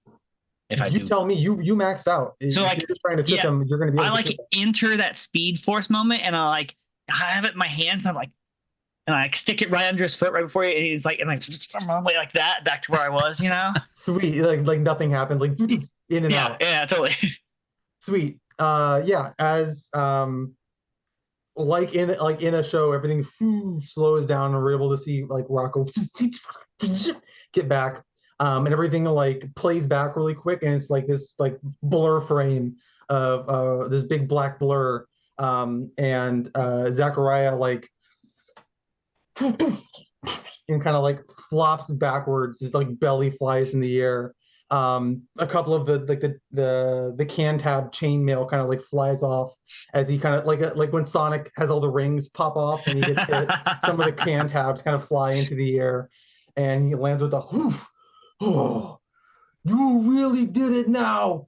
I'll say that he had like the wind knocked out of him on that fall. He's going to be stunned for this turn. He's going to have a hard time getting up. So you guys were able to Rocco was able to put him down at least for the round, or for this turn here. Radu, you are up. Could I would like to fly over to the hole that Bertle made in the ground that the frog is at the bottom of. Yeah, you do that. I would like to do 2 things. One, I would like to pluck the TV antenna from the hole. Absolutely. Yeah, so I would take that, and then I'm just gonna I want to lean over the hole so the camera would be like looking out at me. From where the frog is at the bottom, and the rocks are. Yeah, so like from the frog's perspective, it just be like, I tried. You could have been a good friend of mine, but it's too late now. There's this like Naruto-esque like flashback scene that takes way too long, where it's this poor frog's life where he just has never listened to anybody telling him that he shouldn't do this, and just gets walloped over and over and over again. And this is like just another time to add to the list of times where he thought that he could take somebody on and gets flattened. This takes 3 episodes, and it comes back. It all flashes back to just him in his existential daze at the bottom of the hole. As Radu grabs the the antenna from him. Is there anything else you'd like to do for your turn? No, the CCR lyric was enough. Beautiful. So you are up. Oh, actually, Radu, add the TV antenna to your inventory. I don't know Offhand, I would think that it's like a 2 SP, but I know it's in the quick start, specifically what it takes up. Yep. So it is your turn. The bigger frog is like still kind of shimmying and rolling himself over. He's having a hard time. Yeah, I think after the 3 episode flashback, during that time, it's been cutting to Soa kind of gathering chi to throw the cards. That it's I don't know how exactly this works, but it's like a gambit card throw thing, but with her tail in her mouth. So she probably says her catchphrase, but it never comes out clearly because she has to use her mouth.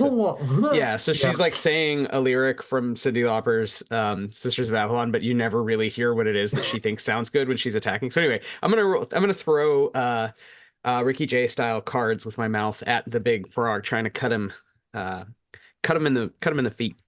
Beautiful. I'm rolling scrap. I got a 7.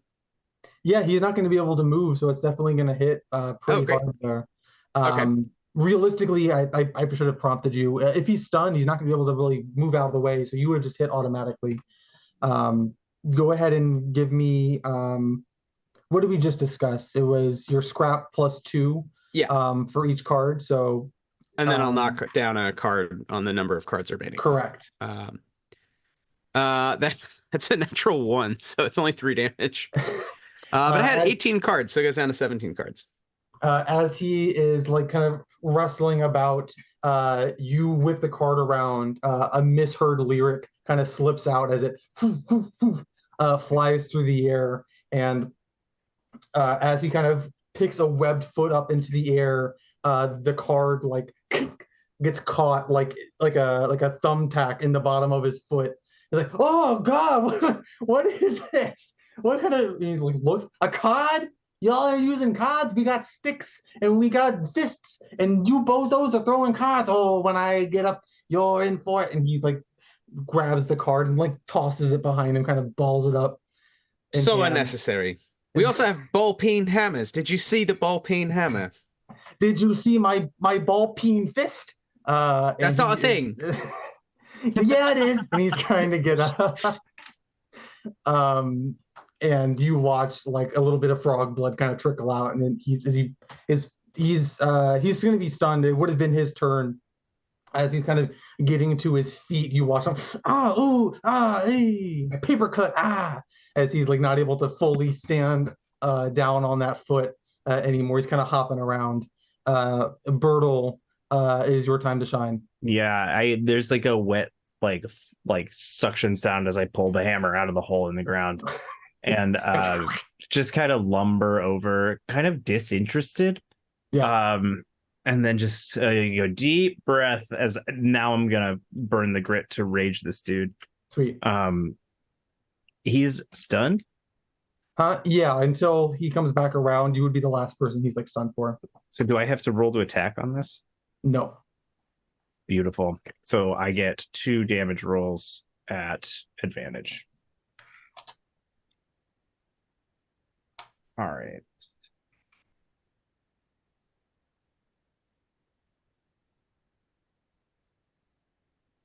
An 11 and a 15. Jesus Christ. Yeah, as you bring the ball peen hammer around, there's this. I say real quick, Shell, here we go again.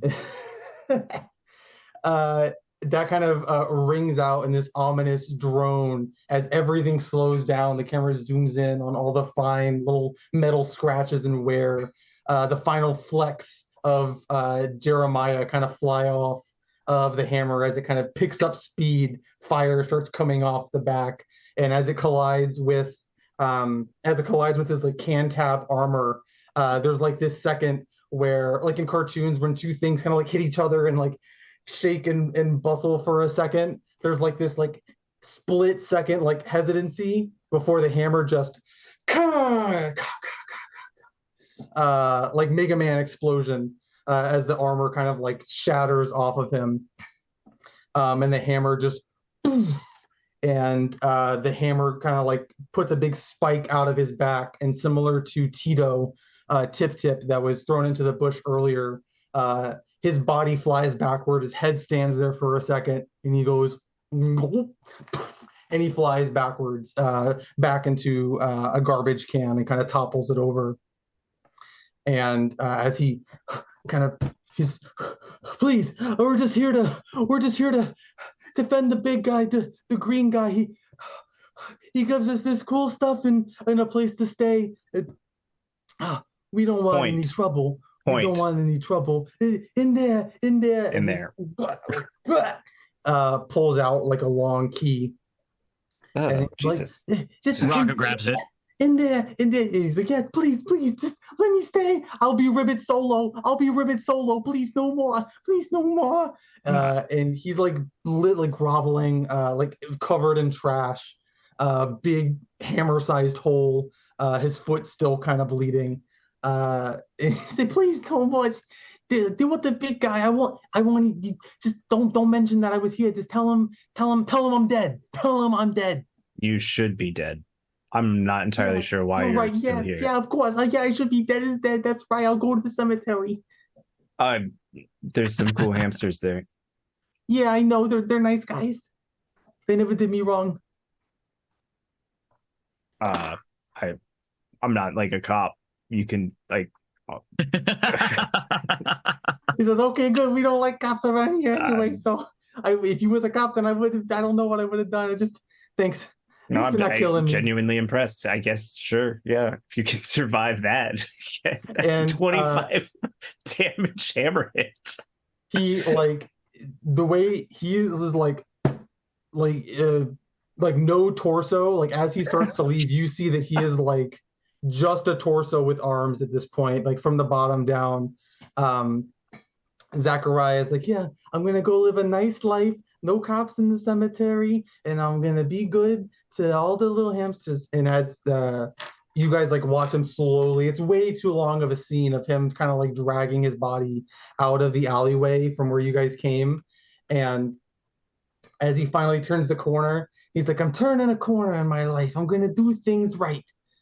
And he stops moving as the final life trickles out of Zachariah the bullfrog, and the camera like kind of hard cuts back to you guys, like just kind of dismissing that they had spent like basically 3 minutes watching him crawl to his death. You guys are back in the alleyway. Rocco has key in hand. Attached to the bottom is like one of those like key tags with like a little bit of writing. Rocco might not be able to read it, but it says Big Bob's Toy Emporium. Can I try to read it? The third and final clue at the bottom. Yeah, you can try and read it. You roll noggin. I rolled a 6 on noggin. It finally clicks. Three clues in, and you're like, oh yeah. And then holding it up, you look further down the alley. This place off here to the left, there's like a big door, like Big Bob mascot painted on the outside. It's like a fire exit to the back side of the store. Yeah, say goodbye to Zachariah. There's like a door. Big Bob's is painted on it. And all the green goop kind of gets more and more messy as it gets closer. There's like a one big kind of over top of the handle here. You ever seen that GIF of the raccoon scooping all the dog food, the cat food out of the bowl, and holding it out and like running? You know, that's exactly what Rocco's like with the key towards the door. You know. Sweet. Yeah, you run over to the door and you tell me, what do you try? Are you trying to throw the key into the lock? Yeah, I'm definitely gonna try to. I'm gonna scurry up and like grab the doorknob. Is it like a doorknob key or like a lock? Like actual like bolt lock? It's like a door. It's a doorknob key. It has like the big handle and then like a little like latch lock at the bottom. So yeah, he's hanging on like the doorknob and he puts it in. It's kind of like. Yeah, as you put it in, like this wet like as it kind of has to pierce through like the green gunk in the hair as it's coming off, and you are turning it chink, and the door you feel like click, and there's like a gust of kind of like stale air kind of like hits you as the door is like open by like a half inch. The door is open. Da da da da. The third and final clue marker kind of goes away. And you guys, at this point, are all standing on the other side of the door. Do we all just want a hard cut to being inside of wherever we're going? Absolutely. Cool. I also, by the way, I'm really enjoying like the use of cartoonish hard cuts in this. Like, I think it works amazingly well. Yeah, one of the things that I encourage in the book as well is to really lean into those kinds of tropes for like scene transitions and for keeping the narrative kind of flowing. Just be like, Yeah. we're here, we're doing the problem now. I think I enjoy doing it as well. It's fun on the part of the GM to incorporate those and to keep everything kind of moving as fast as is going to be as fun. Mm-hmm.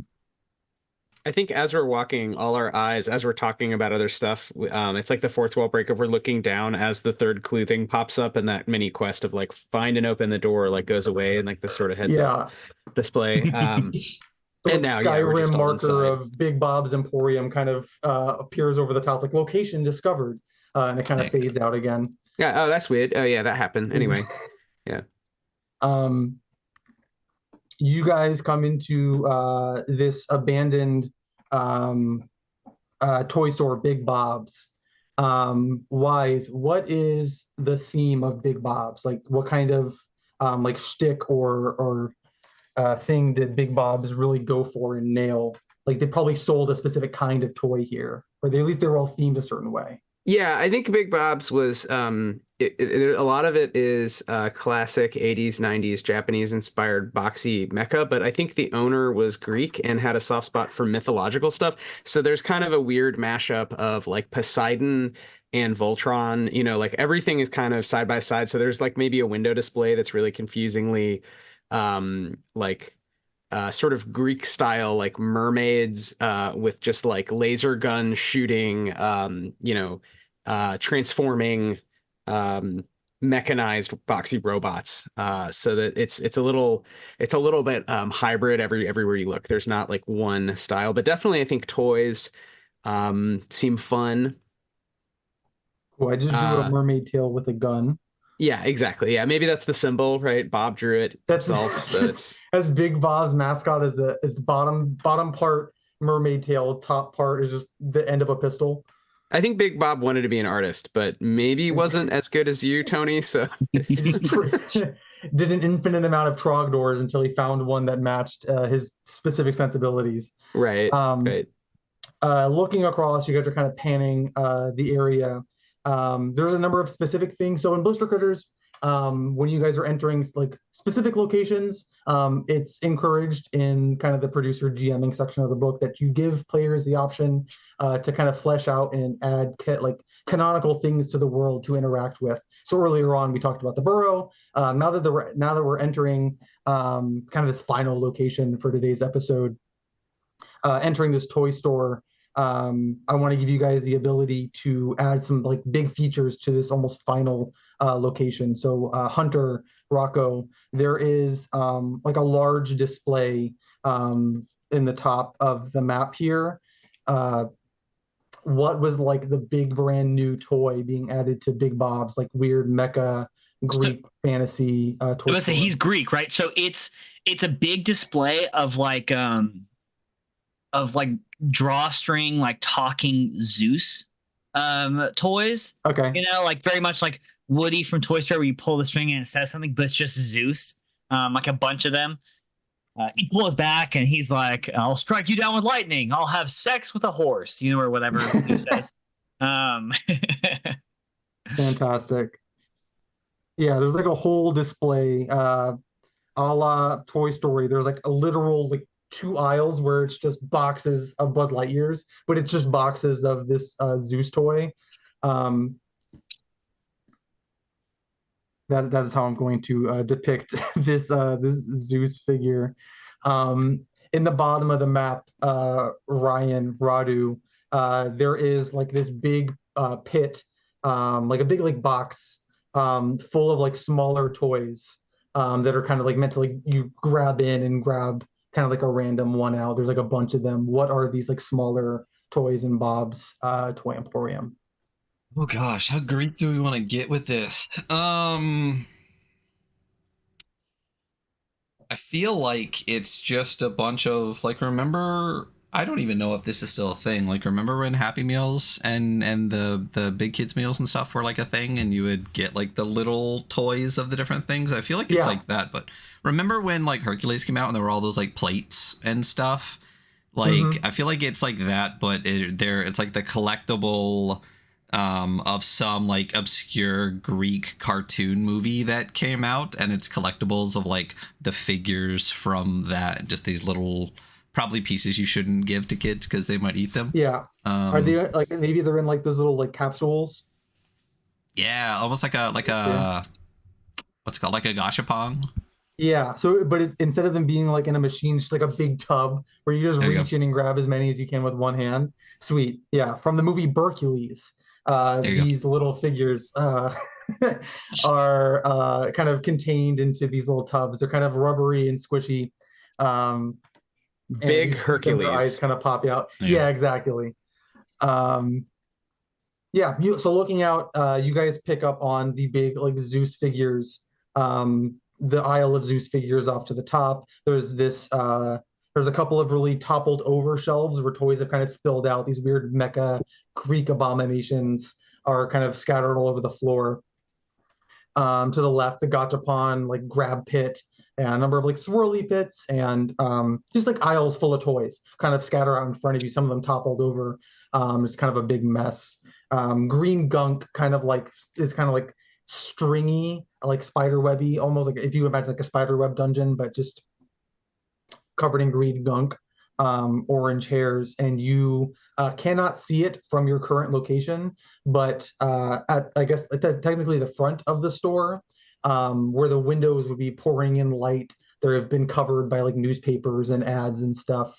But you hear like kind of like metal clanking, and stuff rustling about, a voice, and it's all punctuated by a loud cowabunga. The one, the one known for being on top of your ice cream truck, kind of echoes out in this empty arcade, and you hear like a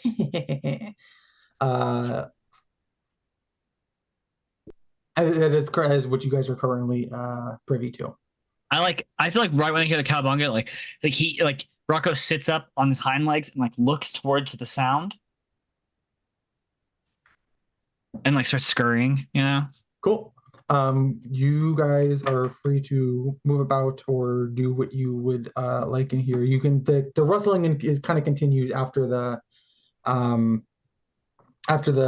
sorry, after the cowabunga rings out. Like there's still like metal clanking and stuff shifting around at the front of the store. It's currently like obscured by a number of aisles and stuff. Hunter is saying that he wants to, or Rocco is going to kind of move forward. Do you want to go up and over or down and under this kind of like big blockade of shelving? I think down under. I think I'm going to do this stealthily. Cool. You know? Would you want the way that the shelf has fallen? It's kind of like at an angle, so you could crawl up under the shelf that is kind of toppled over and is resting on the other one. Would you like to kind of crawl up under there? Yeah, I think so. That's very raccoon, right? Like small and closed space, feels secure, very easy to hide in. Yeah. Just give me a scurry check, please. 7. Beautiful. You kind of rustle over a number of like smaller toys and kind of are kicking them to the side. You come out the other side and you see at the front of the store, right by the door, all right, what would have been the front entrance of Big Bob's? There was like a large shopping cart filled with just like big, like shiny stuff. Notably at the top, there is the rubber ducky with buns on his head. I can pull that back on screen because I think it is a fun image. It is, in fact, a fun image. So this rests atop the cart full of stuff. With a closer look, you see that the St. Lucia's head is also kind of near the bottom, and the wind chimes kind of clatter off the side. All of the different fetch quest things that were added to your list, they kind of like check off one by one in your head. Notably, messing with the cart is a small, it's a strange looking critter to you. It looks like not super normal. It's a bit larger than most critters than you interact with. It is bunny-like in shape, so kind of rabbit-shaped, but it has a long orange foxtail. And you're watching it kind of mess about and kind of reposition stuff. He's kind of muttering to himself. Strange. as he is pulling one thing down, he kind of turns around slightly, and you see that one of his hands is a large, like green, goopy, like a large green, goopy hand with like almost like one too many fingers than you're used to seeing. And as he kind of uses it to put something up, he pulls it back down and looks at it, and it goes stick, slap, grab, stick, slap, stick, slap. And he's like, I heard you. I know. We're gonna do it. We sticked and slapped all day. We grabbed all day. We got enough stuff. And the hand is talking to this critter. Stick, slap, grab. Okay. Does the hand appear to have any eyes on it? It does have two kind of goopy green eyes, kind of like float and mess about in a cartoony way. They're not like organic eyeballs with like things attached. They're just kind of like drawn on. I was gonna like shadow this guy, like, you know, you ever watch like a video of somebody where they're like walking very close behind somebody and like mimicking their movements just in their blind spot at all times. But now I'm worried because there's another set of eyes. I think Rocco's dumb, but I guess he's not like not that dumb.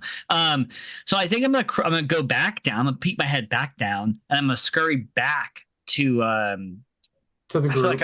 I feel like I'm I think specifically Bertle. I'm gonna get like up to Bertle and like you're really tall, so I climb up you a little bit and I like get you like hands small. It's kind of like the way No, I can't understand you if you talk that close. My ears are like holes in the side of my head. It's like a drum in there. So everybody's like, yeah, guy, come on. Okay, yeah. I mean, I have the hammer out still. Like, let's go. Should we all go? There's never been a time when Bertle wasn't moving. Rocco, by the way, does not threat. wait. He bounds back where he came from, like going under the shelf again. Cool. And like, is everybody going to be following Rocco under the shelf, or are people taking some different routes? I am on top of Bertle unless Logan objects. I'm doing whatever Bertle does, but yes, trying to get Bertle to go after Rocco. Get under the shelf? You've lived with your like spiky big body for a while. You know that trying to crawl up under there, you're probably going to hit and clatter some toys. It might not be as sneaky. Bertle doesn't care about the sneaky part. He's just there to get through. So if it looks like I can fit, you can fit. It'll just no not worries. Be as smooth Doesn't as care. Rocco. No, stealth isn't a thing for Bertle. Sweet. Radu wants to like fly up to I assume like the rafters, and he's just gonna be like following the party, like sneaking, but he's like upside down and just like walking just crawling across like the ceiling. The top. Yeah. Cool. Yeah, you Radu, with your ability to kind of see it first, you see again the critter, or I guess you don't. This is the first time you've seen the critter. It kind of is a little bit oversized for what you think a rabbit should be. Long orange foxtail and big green like goopy hand, right arm. And you watch him like arguing with it for a second, and he like thwips it, and it kind of stretches way out and grabs something from like the front counter, and you hear like stick, grab, and it comes back, and he kind of like peels off like a big like snow globe that he grabbed from the top and sets it on the cart.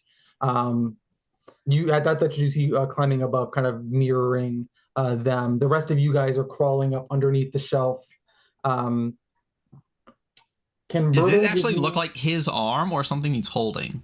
It looks like it's attached to his arm. Like it's kind of like bubbles up and gets like blistery and kind of like tendrily as it gets closer to where it seems like it's affixed to his arm.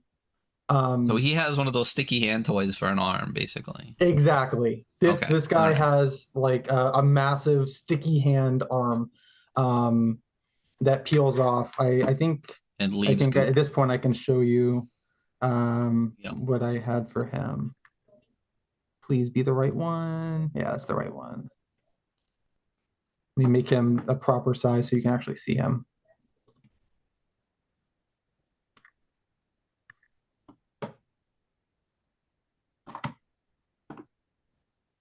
And get rid of the map here for a second.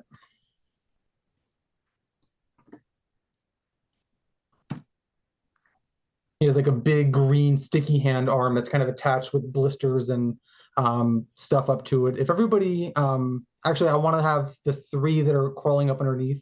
Can you guys give me, actually just Bertle, a scurry roll at disadvantage, please? That's a 1. As you're kind of crawling through, one of your spikes like latches on to one of the new like Zeus drawstring toys. Yeah. And as you're kind of crawling through, you're like, oh, this is actually going kind of well so far. And as the string gets like longer and longer, it ricochets back. Hunter, what does it exclaim? What is like this toy's like catchphrase that it sings out? Oh, it says God, something about Prometheus being eaten by an eagle. I feel like it can literally just be that. Ah, my liver. Stop eating my liver, giant eagle. Please stop. That's what you get, Prometheus. It's this weird back and forth conversation where there's multiple voice actors in the booth trying to get the line in all at once, and it echoes out into the toy store. This toy didn't do very well. That's why there was a lot of them. So kid friendly. Yeah. Big Bob's toy store. There's a horse in my bed. I had sex with your mom. It's running through the spike has ripped the string off, and the Zeus toy is now literally just on loop, just spitting out every recorded line that he had. Radu, potentially the worst Greek god to pick. It's like nothing he's done has ever been positive. It's all horrifying. Radu, you see that the critter at the front quickly turns about, big like sticky hand, I don't know, affixed in hand, and the sticky hand is like slap, slap, slap, slap. Like, I know, where are they? I don't.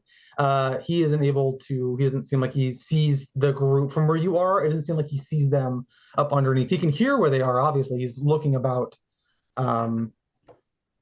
I don't know if there's anything that you would like to interject. He's starting to make his way. Let me put the map back together, and I'll get rid of the spinny thing. Put the toy store back in. Put him back over here.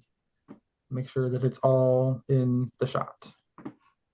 And he's starting to come towards the group. Yeah, he's starting to make his way over towards them. So he was over here messing with the shopping cart.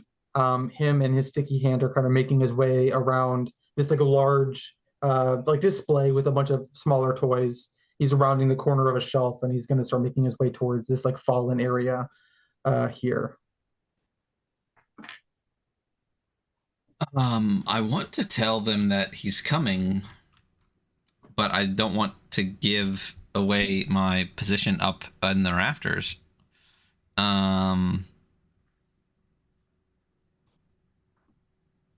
It's fine. I can fly. I'll just be like, psst, hey guys, it's coming. Do you want to give me a? Oh, I guess not. If you want to give me a scurry roll. Scurry. Get a D8 for scurry. Do I have any bonuses from anything at all for scurry? Let's see. Nope, I don't. All right. Let's see what we got here. I rolled a 6 out of 8. Yeah, beautiful. You're able to kind of flutter down out of view, and you kind of come up the rear, and you tell them. You tell me what you tell them. You're able to scurry around back. Yeah, I just like kind of swoop the shelf. Yeah. I get up on her, like it's coming. It's got a gross hand. If you I'm sorry, my brain just like exploded. Ryan, if you could give me a noggin roll for Radu to specifically know that it is like a sticky hand and like what attributes a toy like that would have. Okay, so I got D10 +1. I haven't echolocated, so I don't get the +2 for the area. Or can I echolocate? Or it's listed as a free power, correct? Yeah, it's free. I would say that you're able to do so. Okay. Well then, yeah. So then 10 plus 3. That's a 8 plus 3. So 8, 9, 10. That's 11. Beautiful. Yeah. Right as you're about to explain, your brain kind of goes blank like mine did, and you kind of let out an echolocating thing, and it pings off the goopy, stretchy hand and comes back like, oh, yeah, I know what I was going to say. And you explain to the group that it is some kind of weird critter stuff hybrid thing that has this massive sticky hand. And Radu explains to the group what a sticky hand is, if anybody isn't aware. You know, those stretchy toys that you guys could get. Yeah. Yeah. It's a hand that's sticky. Those things are awesome. So yeah, a sticky hand that sticks to stuff and shaped like a hand. And Radu explains that it is fixed, attached. It is a part. Is it like a part of him? Out of game a little bit in Blister Critters. Occasionally in the world, some of the stuff will come to life. So like we had like the antenna, or even like the big spinny thing on top of the truck. Occasionally stuff in Blister Critters is cursed with sentience. These things are called bliffs, so blistered stuff. And this stuff is like pretty unintelligent. It only really knows what it used to be or what it used to do. So if it was a pair of scissors, it would know cut and snip and slice. Because you guys are dealing with a sticky hand, it knows stick and slap and grab. Strangely enough, you guys, to get back into the game, you guys have never seen this happen before, but somehow the bliff has been affixed through some power, through some ability, and has replaced the arm of this critter here. And it kind of, as it gets closer and closer up to like his joint, it kind of blisters and gets all like grotesque and tendrily and black, and transitions out into like a long, oversized, sticky hand that he is opposable and sentient. Radu says all of that very succinctly and very quickly, quietly. Rocco doesn't understand any of it, so just so we're clear. It sounds like it needs to get hit. I will say that at this point he's getting a bit closer to you guys. Yeah, right. Can we aim for... So it's two different things. Can we break the two things apart, and then maybe they'll not be able to work together or something? I mean, are they stronger together or stronger broken up? Just going to hit the whole thing. Yeah, I mean, you could just hit the whole thing, Bert. Well, I mean, I know you could just hit... You're going to probably do that no matter what I say, but... Just going to hit the whole thing. What seems funnier, I guess, to the group? Like, can we bust them up? Maybe they're not mates and they'll actually fight each other. Rocco's gonna. If are there any like drawstring toys around us?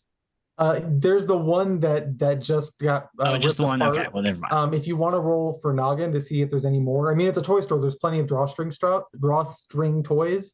Just give me a Noggin roll to see if you happen to find another one in the mess of toys you're. I rolled a 3.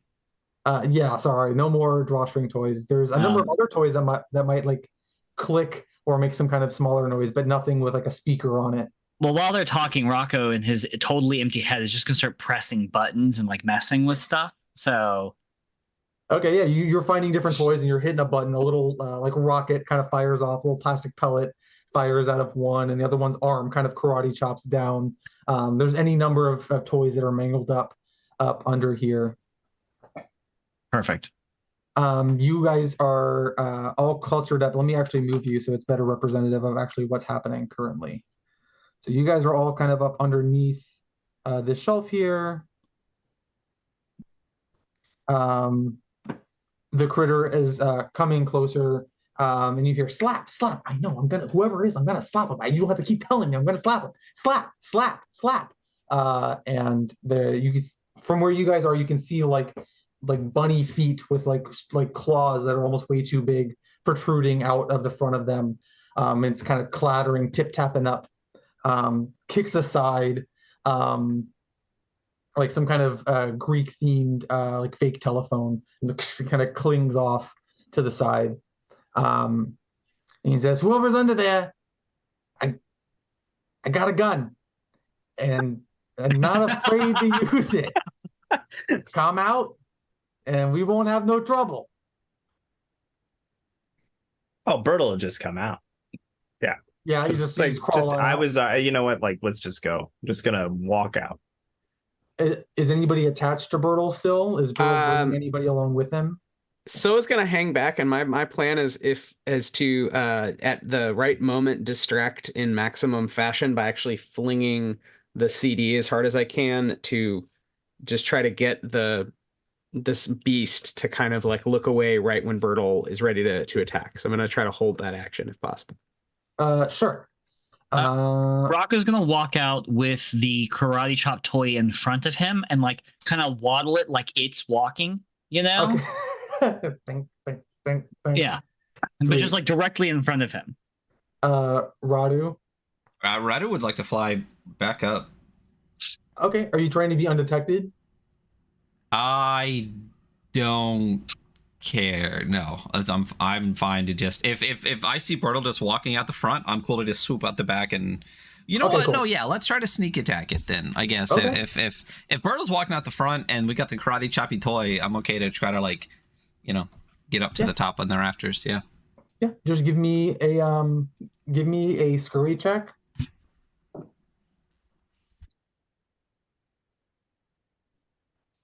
A 2. With a 2, you are able to get up into the rafters. But the slappy hand is like slap, slap, slap, and he's trying to get the attention of the critter. Slap, slap, and the hand is like kind of like waving in your direction. Let's see if they're able to vibe each other hard enough. No.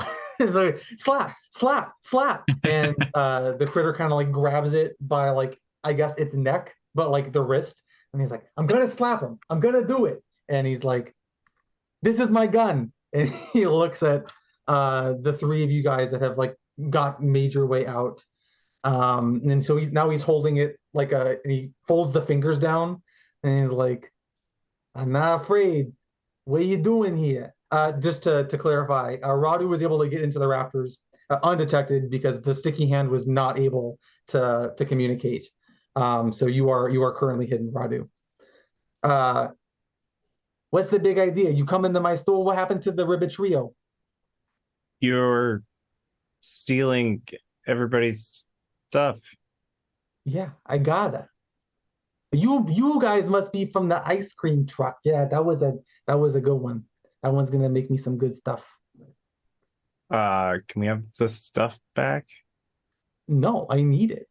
Okay, well, I'm gonna have to hit you with this hammer. No, he puts the gun. He's like, I don't want to be hit, but I also need the stuff. I mean, those are the choices. You got 2 choices, and he separates the fingers. You got That's 2 a choices. strange gun. I can use this weird gun. You've never seen a gun like this before. I know. You're I right. could use this weird gun on you, or you can leave without your stuff and go back to whatever stupid sewer burrow you came from. You know, I haven't had a weird gun used on me. That seems interesting. It's gonna be interesting, and then Big Notch is gonna give me all the food, and then you guys aren't gonna get any. Oh, you're working with our friend. Well, he's gonna be my friend when he sees all the cool stuff I got. Okay, well, I'm gonna hit you with this hammer. So if you're gonna shoot me, shoot me. He's like he reels his hand back, and as the hand kind of like is like flying backwards, you guys hear like clattering out from behind like the register. You're Papa, Papa, please, I'm hungry, and a smaller like weird fox rabbit scurries up to the gun wielding man critter. Gun wielding. He's like pulling at the tail. Papa, we're hungry. And a second like miniature critter, they have normal hands, comes out like, please, we're hungry, please, we're hungry. And he, gun in hand, looks back, he's like, oh, I told you not to come out. And he's kind of dealing with these smaller, strangely differently accented critters. Or they went to a boarding school. Yeah, it just seemed to be his offspring. They're kind of tugging at his tail. The gun has lowered. And slap, slap, slap, slap. Rocco's gonna like waddle up the toy to the little baby and then like hit the karate chop button a bunch, you know? Okay. Yeah, you waddle up to the critter and it's not going to think to move out of the way. So as you hit the button, it just a karate chop just doink hits this small like rabbit fox in the head. It kind of like flattens down and has like a silly Looney Tunes bump come up over his head, and the guy goes and doesn't even think, just like is just gonna full on just thwack Rocco with the gun. I'll start calling it the sticky hand. Just thwacks Rocco full on across the bow with the sticky hand. You can roll scurry to see if you can't get out of the way, but he's gonna roll scrap to attack. I did roll scurry and I crit failed. Fantastic. I have a +2 to dodge. I don't know if it matters because I crit failed. No, when you crit fail in Blister Critters, you just straight up that fail. does seem fair. So in Rocco's excitement of boinking this child on the head, you are caught off guard as the sticky hand just like you get sucked into it for a second before the impact actually hits, and then you're just like sent flying backwards and tumble through the store. You kind of like there's like a trail of like dug up like tiles as you kind of rest at the back, and the critter says, "I needed this stuff. I got wind that you was doing this deal, and we're hungry. Look, I got the hungry guy. There's like 40 more of them. And I need this stuff for Big Notch. We're hungry guys too. You think he's the only ones that's hungry?" Well, what? I'm not a politician, okay? So I'm gonna hit you with this hammer because it's my job. If you hit me with the hammer and I'm dead, who's gonna take care of the little ones? No one's gonna be able to steal to bring them stuff. To take to the alligator to get food. Look, does all that make sense to you, or is this not a simple transaction? I'm not really empathetic here. I mean, I'd probably eat your kids. I don't know. Why would you? We're like 20 years beyond that. We don't do that kind of stuff anymore. Oh, no, of course not. Okay, well, good. Don't eat my kids. If I'm dead, problem. I don't want them to be eaten. I'd rather they just starve than be eaten by a turtle. Like I hit stuff with the hammer. Does somebody else want to try to be diplomatic here? I guess. Yeah. I don't know.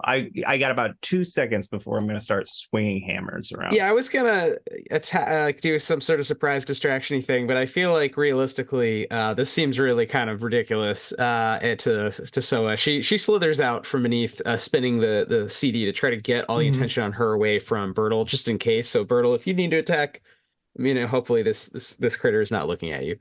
But yeah, she's like, no, so all right, there seems to be some confusion. We could distribute food rationally so everyone gets food at the party so we can all party on and hang out and not have to eat each other's children, which seems barbaric. That was something, and she like gestures at these toys that are kind of about an era when humans did that. She's like, I don't know, what was wrong with humans? But they also made beautiful things like Cyndi Lauper. And she spins the CD into her, like, it's the optical effect that is the essence of rock and roll. So, therefore, in conclusion, let's all just return the stuff together and sort of Big Notch together and work it out together. So it's not about you versus us, it's all of us, and no children are eaten, at least today, at least by us, unless we're really hungry. Is anyone really hungry? No one's that hungry right now. I'm really hungry. I also am hungry. You're not going to eat yourself or your brothers or sisters or whatever? No. Okay, great. So I don't know if that's distracting / convincing enough, but you can definitely trying to make a vibe check against the critter here. I'm gonna burn 3 more grit. I have a good amount of grit. Yeah. So I burned 6 so far. All right, D8 plus 3. I got a 7 plus 3. That's pretty good. So 10 total. Yes, that is maths. He goes, okay, but if you take the stuff back, and I can't go talk to Big Notch about doing this deal, then you get the food, and my kids are hungry, and I still got this freaky arm. And there's slap, slap, slap. No, we all go together, including Slaps. I mean, I don't know. Maybe Slaps has to stay behind, or Slaps can only do slaps. But you can come. You, the part that isn't the slappy part, and together we talk to Big I Much. don't like slaps. I wish I could be done. I could probably remove that. He's trying to whisper where Slaps can't hear, but he's using the hand to do the whispering, so he's just whispering into Slaps. It's an anti-stage whisper. Right, we could actually sort that out here, and then we could go together, Sans Slaps, with your kids, and get the kids fed, and then we just have a party, because this is getting ridiculous. We haven't had a proper dance. I haven't seen anyone snogging in the corner. There's been no funnel cakes. This is just a bunch of misadventures and some. Do you think Big Notch is gonna have funnel cakes? I don't know. I just made that up. Have I ever had a funnel cake? I'm gonna roll noggin to see if you've ever had a funnel cake. That is a 4. No, I saw that somewhere. I decoded the human words. I assume it's a cake that sucks you down into a cake universe with bonus cake coins. And at the end you get out again. Anyway, so what do you think? And he goes, that all sounds really convincing, but he's like, is there going to be enough? Is there going to be enough space? And he kind of walks over to his thing and uses the hand to kind of pulls open this big trash can lid that was covering stuff, and there's 100 some odd of these rabbit little hamster things. He's like, we multiply, we make rabbits in here, and there's a number of other rabbit foxes that are the parents kind of taking care of, and we're all hungry, we all have a different accent, and we all need to be fed. This is really a question for you guys. Do you think that there's enough space at the burrow to bring back 100? They're hamster size. They're mostly children. Is there space and or quantity enough of food inbound to bring on to essentially double the size of the burrow? Or is it going to be easier to let a couple hundred of these things starve? Well, I think scarcity is a manufactured product of capitalism. Mm-hmm. So, yeah, Rocco thinks it's a great idea. Radu's calculating up in the rafters, listening to all of this. One of my know-it-all perks is the good noggin on my shoulders. So when presented with a puzzle or problem, I can solve it. Sure. So can I calculate in my bat brain if I think if we get all this stuff together, if we'll have enough for all of these things? It'll realistically actually work out logistically. Yeah. Does it have you roll, or is there a thing that you know?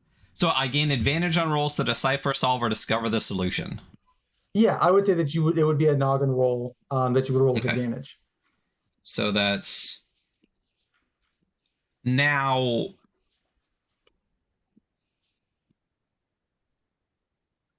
I can add a bunch of grit to this, right?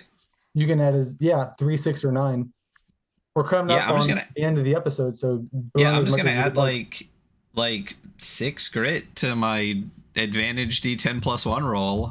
Sure. So that'll take me down to a number. Let's call it that one. And then I have the world is yours, so I get 2d10 plus 7. I rolled a 4 and a 9. So 16 to calculate. I'm pulling my glasses back down as I'm doing this, and it's that gif where it's that lady that's this, but the maths is going around. Yeah. And then it just clicks, the light bulb brightens up the room above everyone as it my idea clicks above my head. And I'm just gonna be now wait guys, I think I guess I know the answer, but what is the answer? Yeah. So in doing all of the intense calculations, there is technically, logistically, not enough space for everybody to be comfortable, but with some excavation and some expanding into the infinite hedge maze that is behind to the east, the Forbidden Lands. It is feasible that some kind of agreement could be made. It would be tight. Food is already scarce for the burrow. The deal that you're supposed to do would push you guys forward for a while. So introducing a large contingent of new mouths to feed is going to make moving forward with the burrow pretty hard, but it might just mean that another solution in the future has to be made as well. That's also a lot more things to help too. That's like 100 more things that can go look for food. So yeah, I'll swoop down and tell that to the group and be like, guys, listen. And I like talk no jutsu, like the group of like, I know you've had it hard. I know that the slap hand isn't ideal, but if we work together as a community, as a burrow, we could make it work. There's enough food, and we can return the head to the Gramsters, and we can return the wind chime, because if we return the wind chime, then the birds stop pooping on the truck, and then we'll be able to get more food from big nuts or whatever, and we can get the big notch. Big big nuts is better. Big nuts is pretty good. And we can I'm just saying we can make it work. The maths, the numbers, it works. We can make it work. The critter considers this, and he kind of looks over at his family and looks back at his stuff and looks back like at his hand and is kind of mulling it over. And he goes, "Put her there." And he puts the big sticky hand out, like in agreement, essentially, like, you got a deal, kind of agreeing to work with you guys. And it puts one big hand out for whoever to grab onto. Rocco is just now scuttling back to his feet. The whole situation was resolved while Rocco had stars kind of dazed over his head. Rocco's going to shake his hand with both hands. He's going to go. Shake him, like, all right, well, we got all this stuff. I still got this stupid hand, but I guess we can deal with the stuff first, yeah? I can take your hand off if you need. Yeah, is it a medical emergency or just annoying? Like, scale of 1 to 10. I don't know what's going to happen to me medically, but it's really annoying. It would certainly boost my mood if I wasn't attached to it anymore. Oh yeah, I will just throw it out. Just throw your arm out there. Just put it out. Just throw your arm one long, like, it unfurls. And there's like a hard like scene transition to like it being like propped up on boxes, like a spotlight, like a weird like medical hacked together shot of Burl standing over, and the critter. It's like, I never even told you my name. As you have like, I guess you tell me what you're gonna do. I'm gonna use the beak. Because I'm snapping turtle. So bite it off. I'm gonna bite it off. I'm just gonna like line it up with my eyes on the side of my head. Line it up as best as I can. Can I get a spotter to like make sure I'm in the right spot? Thank you. Yeah, I assume so. It's on the top, like kind of like looking over. So is like cartoonishly being like the dental like light thing with that hangs over, and a thing on the side, just like coiling around as needed with like maybe a card. Different things are propped up. Like she's holding the cards up with her muscles to just make like a little room so that this is, there's some privacy, there's some decency here. Right, he's gonna be flying, and he's gonna have like one of those like old school doctor's lamps that just had like the metal thing with like the light on it, like shining down. Yeah, sweet. What's Rocco? How are you? Rocco's playing with toys. The no rockets are just shooting up over the partition. Yeah, just like, he's like pulling the drawstring, and you're like, lightning's flying out, brother, or whatever the Woody Zeus analogy. There's a horse in my bed. I like that one. I feel like the arm goes to like in my bed. I feel like the arm goes to like that weird, like the Ren and Stimpy thing where like when it gets gross, the art style slightly changes to like a little bit more realistic, like when he's like grating the skin off of himself and stuff like that. If we could have a roll from, I'll have a noggin roll from Wythe from SOA to keep the lights on, to keep all the tools in check. If I could have don't roll them yet. I'm going to do a roll from Logan from Bertle. That is a scrap check to like beak down and bite the arm. Yep. And then if I could have a noggin check from, Can I use the the TV antenna to be like pointing to like exactly where he's Yes. supposed to be biting. Yeah. Give me a noggin check to be pointing in just the right area. And then I'm going to have each of you guys roll and add them up. The number that we were trying to beat, or the target goal for it to go as smooth and as clean and as flawless as possible. We are looking for 20. Well, I'm going to add 6 grit to mine. Yeah, I mean, yeah, I have 9. I'm going to add 9 grits. I'm not going to be burning any more grit after this roll. Oh my gosh, if you guys are adding so much, I'll just add 6. Rocco's just fucking playing with toys. Y'all having a really serious moment, and he's like, I'm like setting 2 guys up, and I'm hitting the karate chop buttons on either one. Right. You know, so they're like fighting. You're keeping like 200 hamsters entertained. Oh, nice. Okay. That's a 13 total. Oh, nice. 17 total. That'll do it. What did you roll, Radu? I got a 4 plus 1 is 5 plus 6 is 11. Okay, so we're like 41 or something. Like some crazy number. Yeah. Like you had said, the art style like dramatically changes as there's like sweat literally coming out of every pore on the critters' bodies, whether they have pores or not. They've grown them. And just like this really intensely overly painted style is like the eyes are kind of bulging. You can see the red behind them. And Radu up above has the antenna and is like, you can hear like a collective heartbeat as Burl kind of rears back, beak opens up wide. The action figures in the background are kind of in slow motion as the beak is coming down. And as the hand's eyes kind of go wide with a panic as the beak is coming down. The critter is saying his name, but because we're in slow motion, it just and a hard cut to black.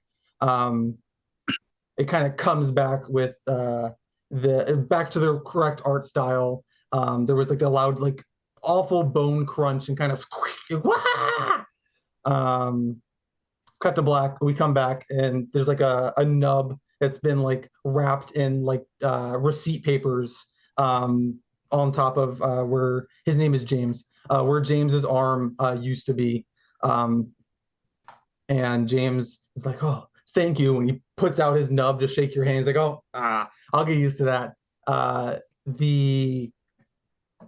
The hand is like kind of clawing around in the background, kind of like octopusing its way and spidering its way on the floor, and slap, grab. He's still kind of scudding around in the back. You guys did a great job with the surgery. It seems like James is going to be fine. The hand, unfortunately, is still very well alive and scuttering about in the back. James is like, well, since we're leaving, we can just trap him here. We could do anything else with the guy. I don't want to be around him anymore. But it looks like we got all this stuff to hand back out, so we can go ahead and get onto that if there's anything else that you want to do in this kind of weirdly themed establishment. Before we do like a montage of you guys kind of giving stuff back, if any of you guys would like to like pick a toy or like a thing to take from Big Bob's as kind of like a reward for the end of the episode, a piece of loot, something to scavenge or loot from this Greek mech themed toy emporium. You don't have to have it right now if you want to think on it. But if you do have an idea, let me know. Rocco's taking an action figure, one of the karate chopping Greek soldier action figures. I don't know. Radu. Oh, I don't even know. I'll just swoop down and grab one of the gachapon balls and just see what I get later, I guess, when I open it up and get my little Greek, toy thing. Yeah. Soa? Yeah, I think she would try to use a rule that's in the book, which is crafting, to make a container So she would try to make like something that's like a sock and maybe remove some so she can put her head out, and then attach it with a harness to like a chariot toy so that cool. she can kind of wriggle along and be pulling a chariot that will act as somewhere they can put a bunch of stuff, especially since they have a bunch of stolen goods to return in order to like get back to like, you know, kind of a narco partying. And they also have all these children. So, you know, maybe that can be a whole train of chariots attached. It depends on, you know, whether there was really a limit here. But yeah, it's also probably just fun to mess around with the chariots. You can probably have like one chariot, but for the sake of like the episode, story wise, there's going to be like a string of chariots. So moving forward, if you want to play Soa again, she'll have like the one that has its own like dedicated SP. Yeah, this is like a one-off. She just wants to get stuff back for this adventure, this episode. And Bertle. Bertle's gonna get into like a paint kit and give himself like a nice woodland camo. That's awesome. Nice. Yeah, you find one off theme, but they had one in the clearance section. Someone had returned it to the wrong store. They didn't care. They threw it on the shelf anyway. I don't think Bertle can see color, so he's probably like bright orange and yellow and green, but it looks good to him. There you go. You stuff that in your pack, and there's a quick montage of the stuff. All the animals are kind of helping bring down the big spinny toy comes down off of the cart, and then the wind chimes kind of clatter as they make their way, and we're gonna like kind of cycle through as all of them are kind of stuffed into the socks and the different wagons and like baskets all attached to the back of Soa. You guys are like talking to each other, and the smaller of the fox rabbits are kind of talking and helping you guys out. They're cutely holding up like things that are way too big, but there's like 6 of them, so they're able to kind of walk the train behind. We're back outside walking down the street, and you guys are now out front of where the sobbing pigeon was, back in her stoop, still kind of sniffling. You guys stop at the bottom. Big caravan. There's like 300 of you guys, like little fox rabbits, following what is like 6 or 7 of you guys kind of leading the pack. The camera kind of pans further back, and the hand is like splatting along, trying to follow, but it can't quite keep up with the group. You guys are out front the pigeon's house, and she looks down, like, "Ooh!" and comes down, like, "Oh, my wind chimes! Thank you, thank you, thank you!" And she like is grabbing them with her wings and is like holding them. Like, "I talked to the girls, and we're gonna. Well, I can't say we're not gonna poop, but we're gonna certainly do our best to not poop on the truck. Near the truck, maybe sometimes, but you know, on the truck specifically, we're gonna do our damn best." Well, thank you. We appreciate that. If you guys ever need, you know, some kind of reconnaissance or some aerial stuff, well, you know, just give us a holla, and then one of us will come calling. It's cool, and one of those and the bird team will come and will help you out. Thank you. We really appreciate it. And she takes her wind chimes back up to the thing and clicks them over the hook. Cut to you guys in the cemetery passing this like absurdly heavy bronze head, and it like essentially just takes Bertle, handing it over to these hamsters. They kind of get sucked down into the dirt a little bit. They don't actually catch it. There's way too long of a scene of them trying to roll it up the side, and then they try and pull it up with ropes, and you guys try and fly it up there. It's a mess. It doesn't get back atop Saint Lucia very easily, but the head does eventually get on top of the statue, albeit backwards. The hamsters kind of gather around real quick as you guys are leaving, and they're like, "If you guys are ever, you know, needing help getting through the forests nearby, let us know. We'll do our best to make it a safe travel. We got some burlier guys that don't like coming out in the daytime. So, you know, now that we know what time it is, they might be more liable to come out and actually do something for us for once." And they wave you guys off out of the graveyard. Rocco is with the hamsters, like waving at everyone as they leave.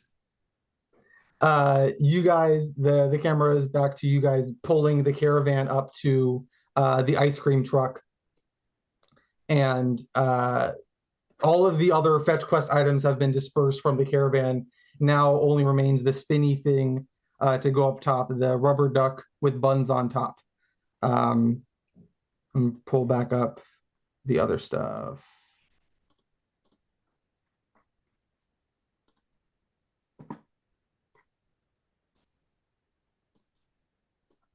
As you guys are, getting back together, you can hear from down south, you hear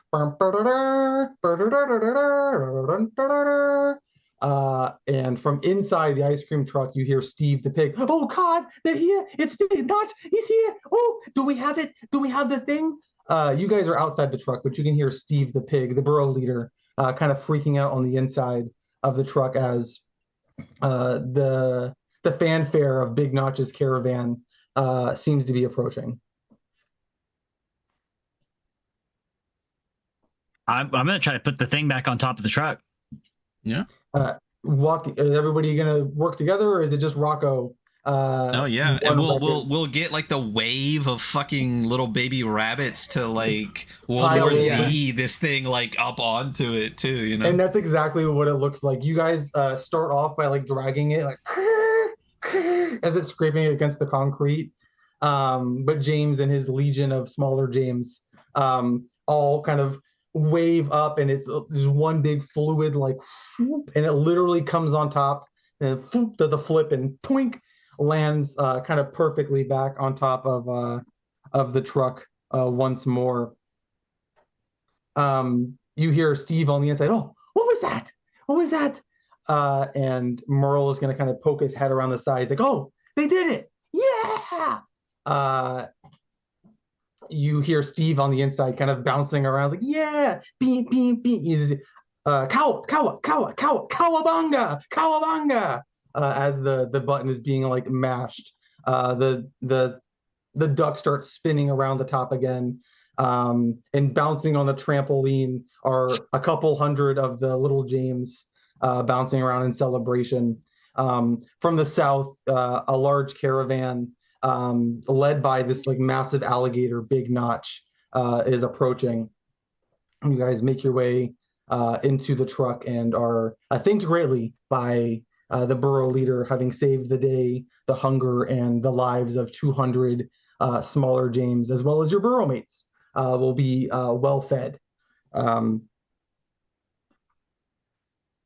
Steve the pig kind of shakes each of your hands greatly, and he reaches back and kind of shuffles through like a box that's kind of kept behind the counter of the ice cream truck, and he pulls out like 3 like plastic medals, like the really cheap ones, like a big number 1 on them, and he says, for saving the burrow, for saving the burrow, for saving the burrow. And that kind of goes on for 200 as each of the little James make their way through.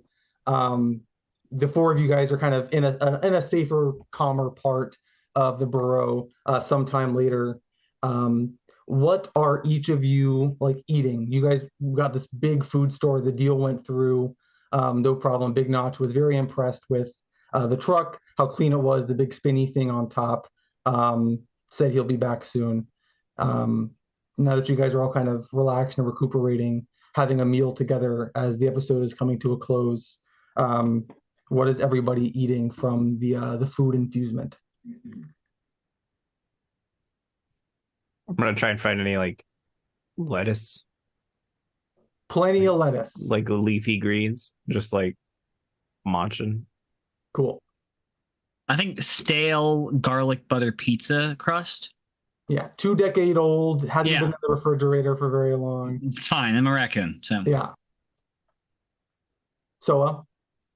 I think Soa is partying on top of the truck and trying to get others to party with her of her friends in the burrow. And she politely declines whatever food is being offered, but you see the shape in her snake torso of several of the children, like clearly the silhouette or the shape as they're being digested as she's dancing and spinning. And Radu. I think if it was able to be in there, let me like chocolate covered crickets or something like that, like some like delicacy of bugs. You can. Yes, there are chocolate covered crickets, though they are 20 years old, much like the pizza that Rocco was eating. I don't know if Radu is more bothered by the state of the decay.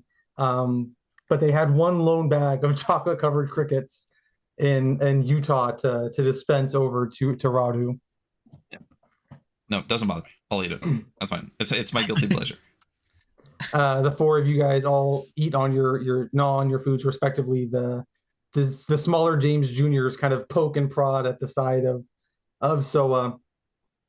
And as we kind of like Looney Tunes circle fade out, the camera's going to open back, and it's just the hand like plopping, slap, grab, slap, and grab, and a webbed foot emerges.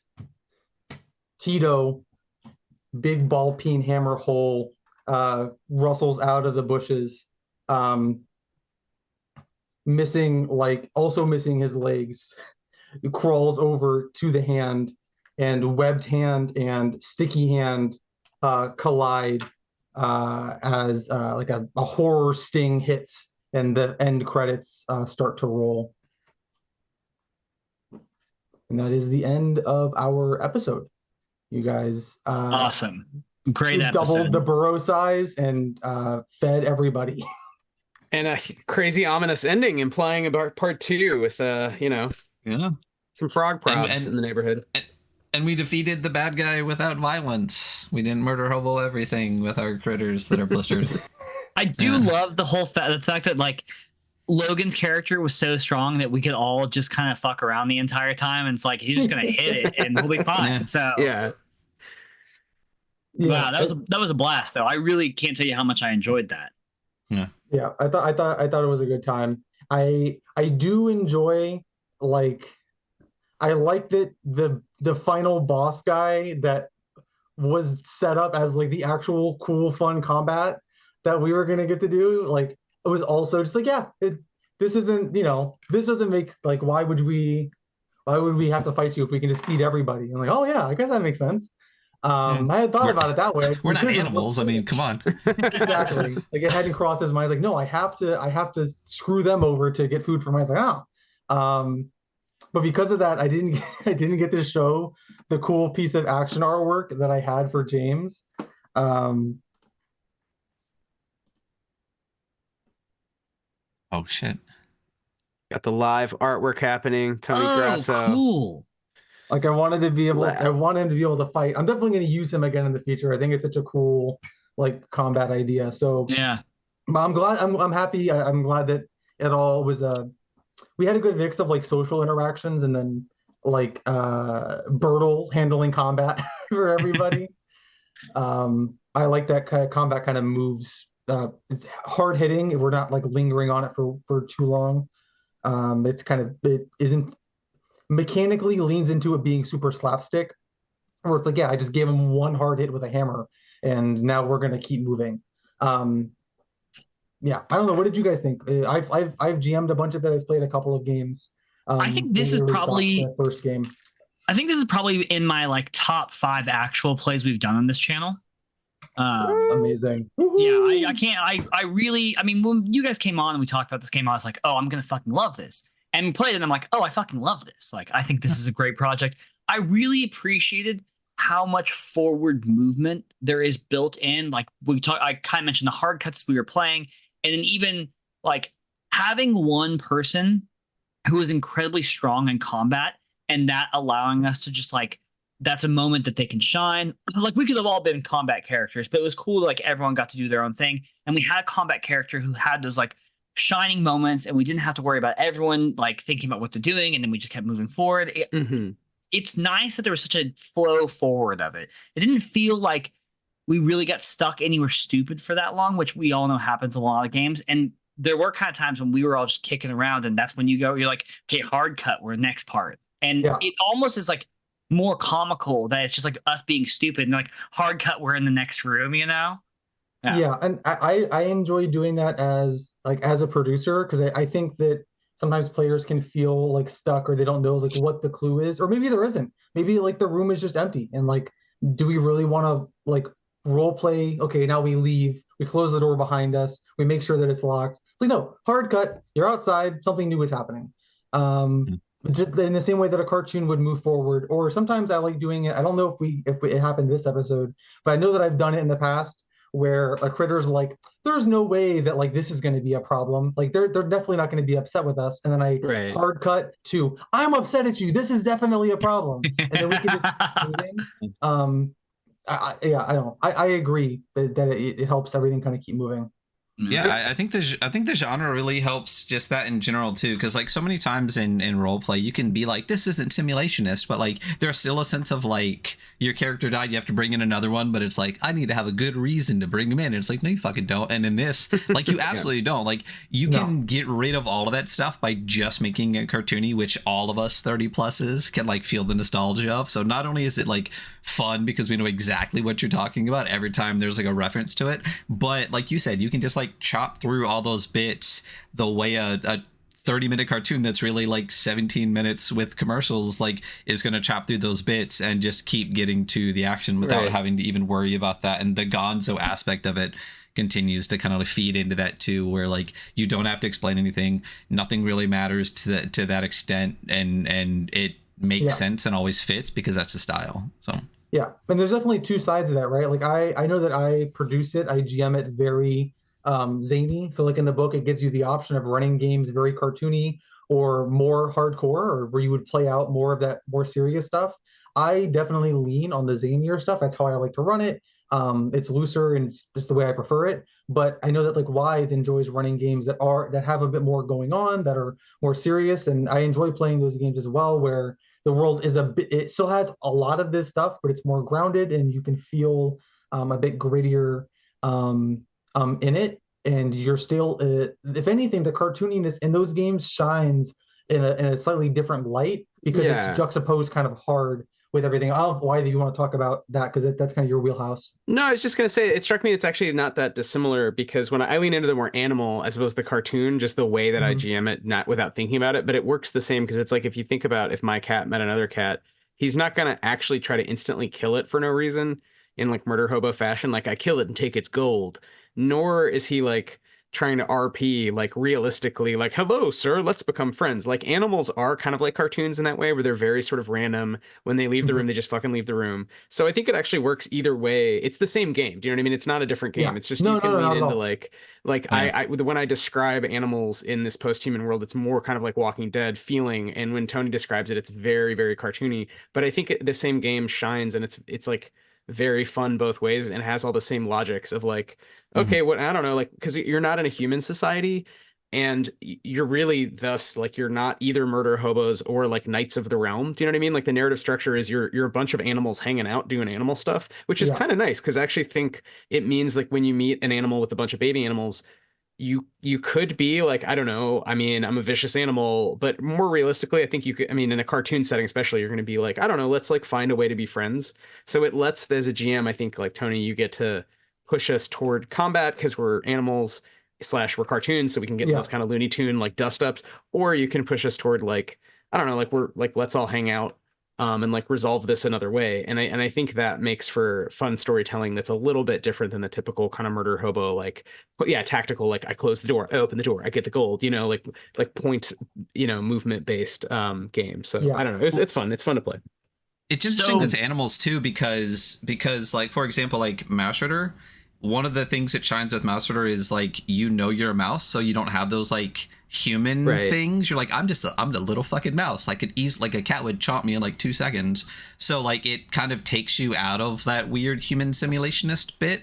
And I think this game really feeds into that too. When you're cartoon mutant animals, like you can get rid of a lot of those like human tropes and play the game more as the game than like the way that like the human brain and human tropes work. So yeah, I like it a lot.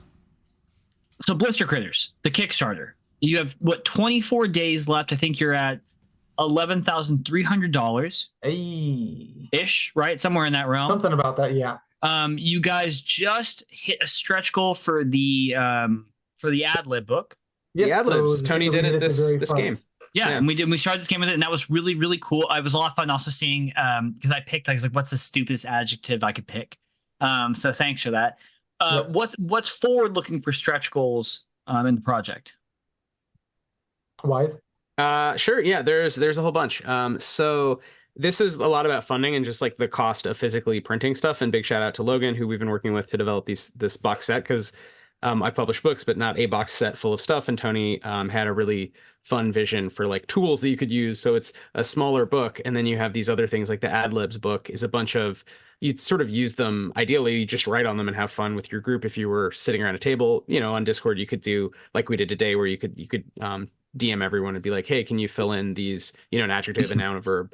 But the next stretch goal, to answer your question, is 15K. We'll do a second set of stickers. So Tony's designed one set of blister stickers. There's like mostly, I think, critters and beasts on the first one. And the second one would have, I think, a lot more stuff and environmental pieces. Yeah. And that's really just because we like stickers and Tony's art is rad. At 20K, Stickers are cool. Yeah, the stickers are cool.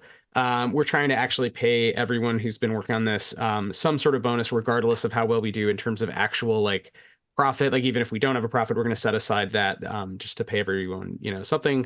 And then 25K, we're going to add the character sheets as a separate pad again. So like there's a character sheet in the book, you could copy it. There's a free PDF, but this way you'll have a pad of 52 character sheets, like you'll have the ad lib book, like you'll have the book all in the box.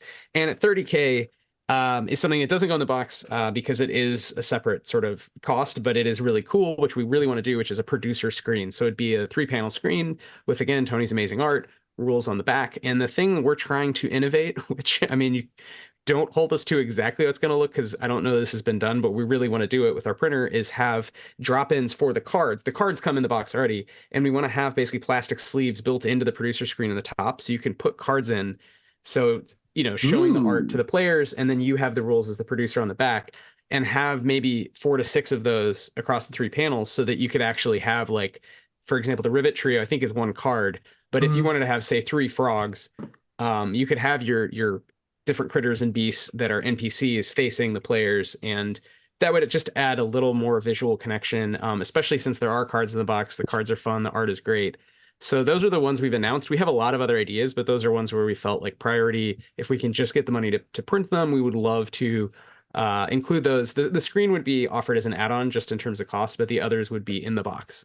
So yeah, we're hoping to make it as cool as we can before we essentially run out of, time, funding, people's attention. Right. But yeah, it's going to be 24 days though. I mean, this was a blast to play. I'm like, thanks. If you were watching this, I know that we talk about games a lot, but if you missed this Kickstarter, you have made a mistake. This is awesome. Absolutely. And it was a blast. Thank you both so much for coming on and playing this. And Logan, thank you for coming on the show. Awesome to have you on. Anything that you're working on right now that you'd like to talk about, or? Oh God, always. I'm working on this with these guys. I love working with Wythe and Stillfleet. Check out Stillfleet. Also, like, please. Stillfleet, the flagship game from Stillfleet Studios, incredible. It uses the same grid system. Really, really innovative, really fun. I got to play for the first time at PAX Unplugged in December and had a blast. This is my first time actually playing Blister Critters. I've been in the production end of it for a long time, and I had a blast with it. So this is a lot of fun for me. I'm always working on stuff. The company is always going. If you play it, let me know. I love it when people play that. You can check out my stuff at logandean.games. I'm also, a freelance producer, designer, and writer. If you have any work or need anything or a consultation on a game you're working on, hit me up. I love talking about it. Would love to help you out. Would love to give you tips if you're crowdfunding or just trying to figure out an idea. Got time, hit me up. Other than that, I have some stuff I'm trying to finish up for this year, but I don't know if I want to talk about it right now. So I'm just gonna pass the mic. There you go. I just gotta say, this situation here is like the dream when I started this podcast, and then Hunter quickly joined. Is just like 3 amazing people that have come together to do this amazing project and are still doing like awesome stuff on their own, and then actually getting to not only meet but talk to multiple times and play with, so that other people can see and experience an awesome project. So thank you all so much for coming on. This is seriously, like Hunter said, this game is fantastic. I'm so excited to actually get it and be able to play it more, but it was such a good time, and you guys are all great, like I said, individually and all together. This was a great experience, so thank you so much for coming on. I'm finally glad I got the chance. Yeah. Yeah, thanks so much. Yeah. Well, we'll be playing more Blister Critters on the Stillfleet Discord server if you want to join. Tony and me and others as well are friends, but the two of us run games. So if anybody watch this and wants to try, it seems fun. There's a free quick start. You can come play with us. And of course, we appreciate anybody back in the Kickstarter, and we love the weekly scroll. So thanks so much for having us on. It's super fun. Much. Yeah. yeah. We'll make sure that what's up? If I could hawk a couple links for the Kickstarter, Yeah, please. in terms of other things that we have going on Blister Critters wise. Thank you guys for having us on. It was a pleasure last time, and I had a really good time running the game for everybody today. We're currently funding. We have, we're going to be running through to the first week of March. March 7th. Hopefully we're able to get through some more of these March 7th, some more of these stretch goals. In the meantime, if you enjoyed the actual play, you enjoyed watching, the quick start is currently available and free on itch. It's linked on the Kickstarter page. We're also currently running a game jam for Blister Critters, the Critter City Crawl. So if you liked what you saw and you would like to create a location like Bob's Toys, there is rules and information and resources available on the itch page. We're going to provide a link for that somewhere as well. Those submissions are open, and ideally we get a bunch of those in and we can put together a cool little zine at the end of it and feature some cool locations. All of that stuff can be found at blistercritters.com. That'll take you right to the Kickstarter page, where you can back the project, get a box set, and the quick start is also there. So if you just want to try it out, the free quick start is also available, linked pretty high up on the page. And we'll make sure that when this hits the pod and the VOD, that if you just go down in the description, we'll have links for Logan, we'll have links for Stillfleet, we'll have links for Blister Critters, direct link to the Kickstarter, link to the quick start, everything. So go down there, click all of those if you're watching or listening, and we'll make sure that they're big and bright for you, so you can definitely get there and give these people your money so that they can make this game even bigger and better than it already is, which is fantastic. And you know where all our links are. I've said them a million times. It'll be down there too. So find us wherever. But again, thank you all so much for coming on. Super appreciate it. And it's been a blast. Oh, yeah. Yeah. Later. Thank you guys. All right. Bye. Later.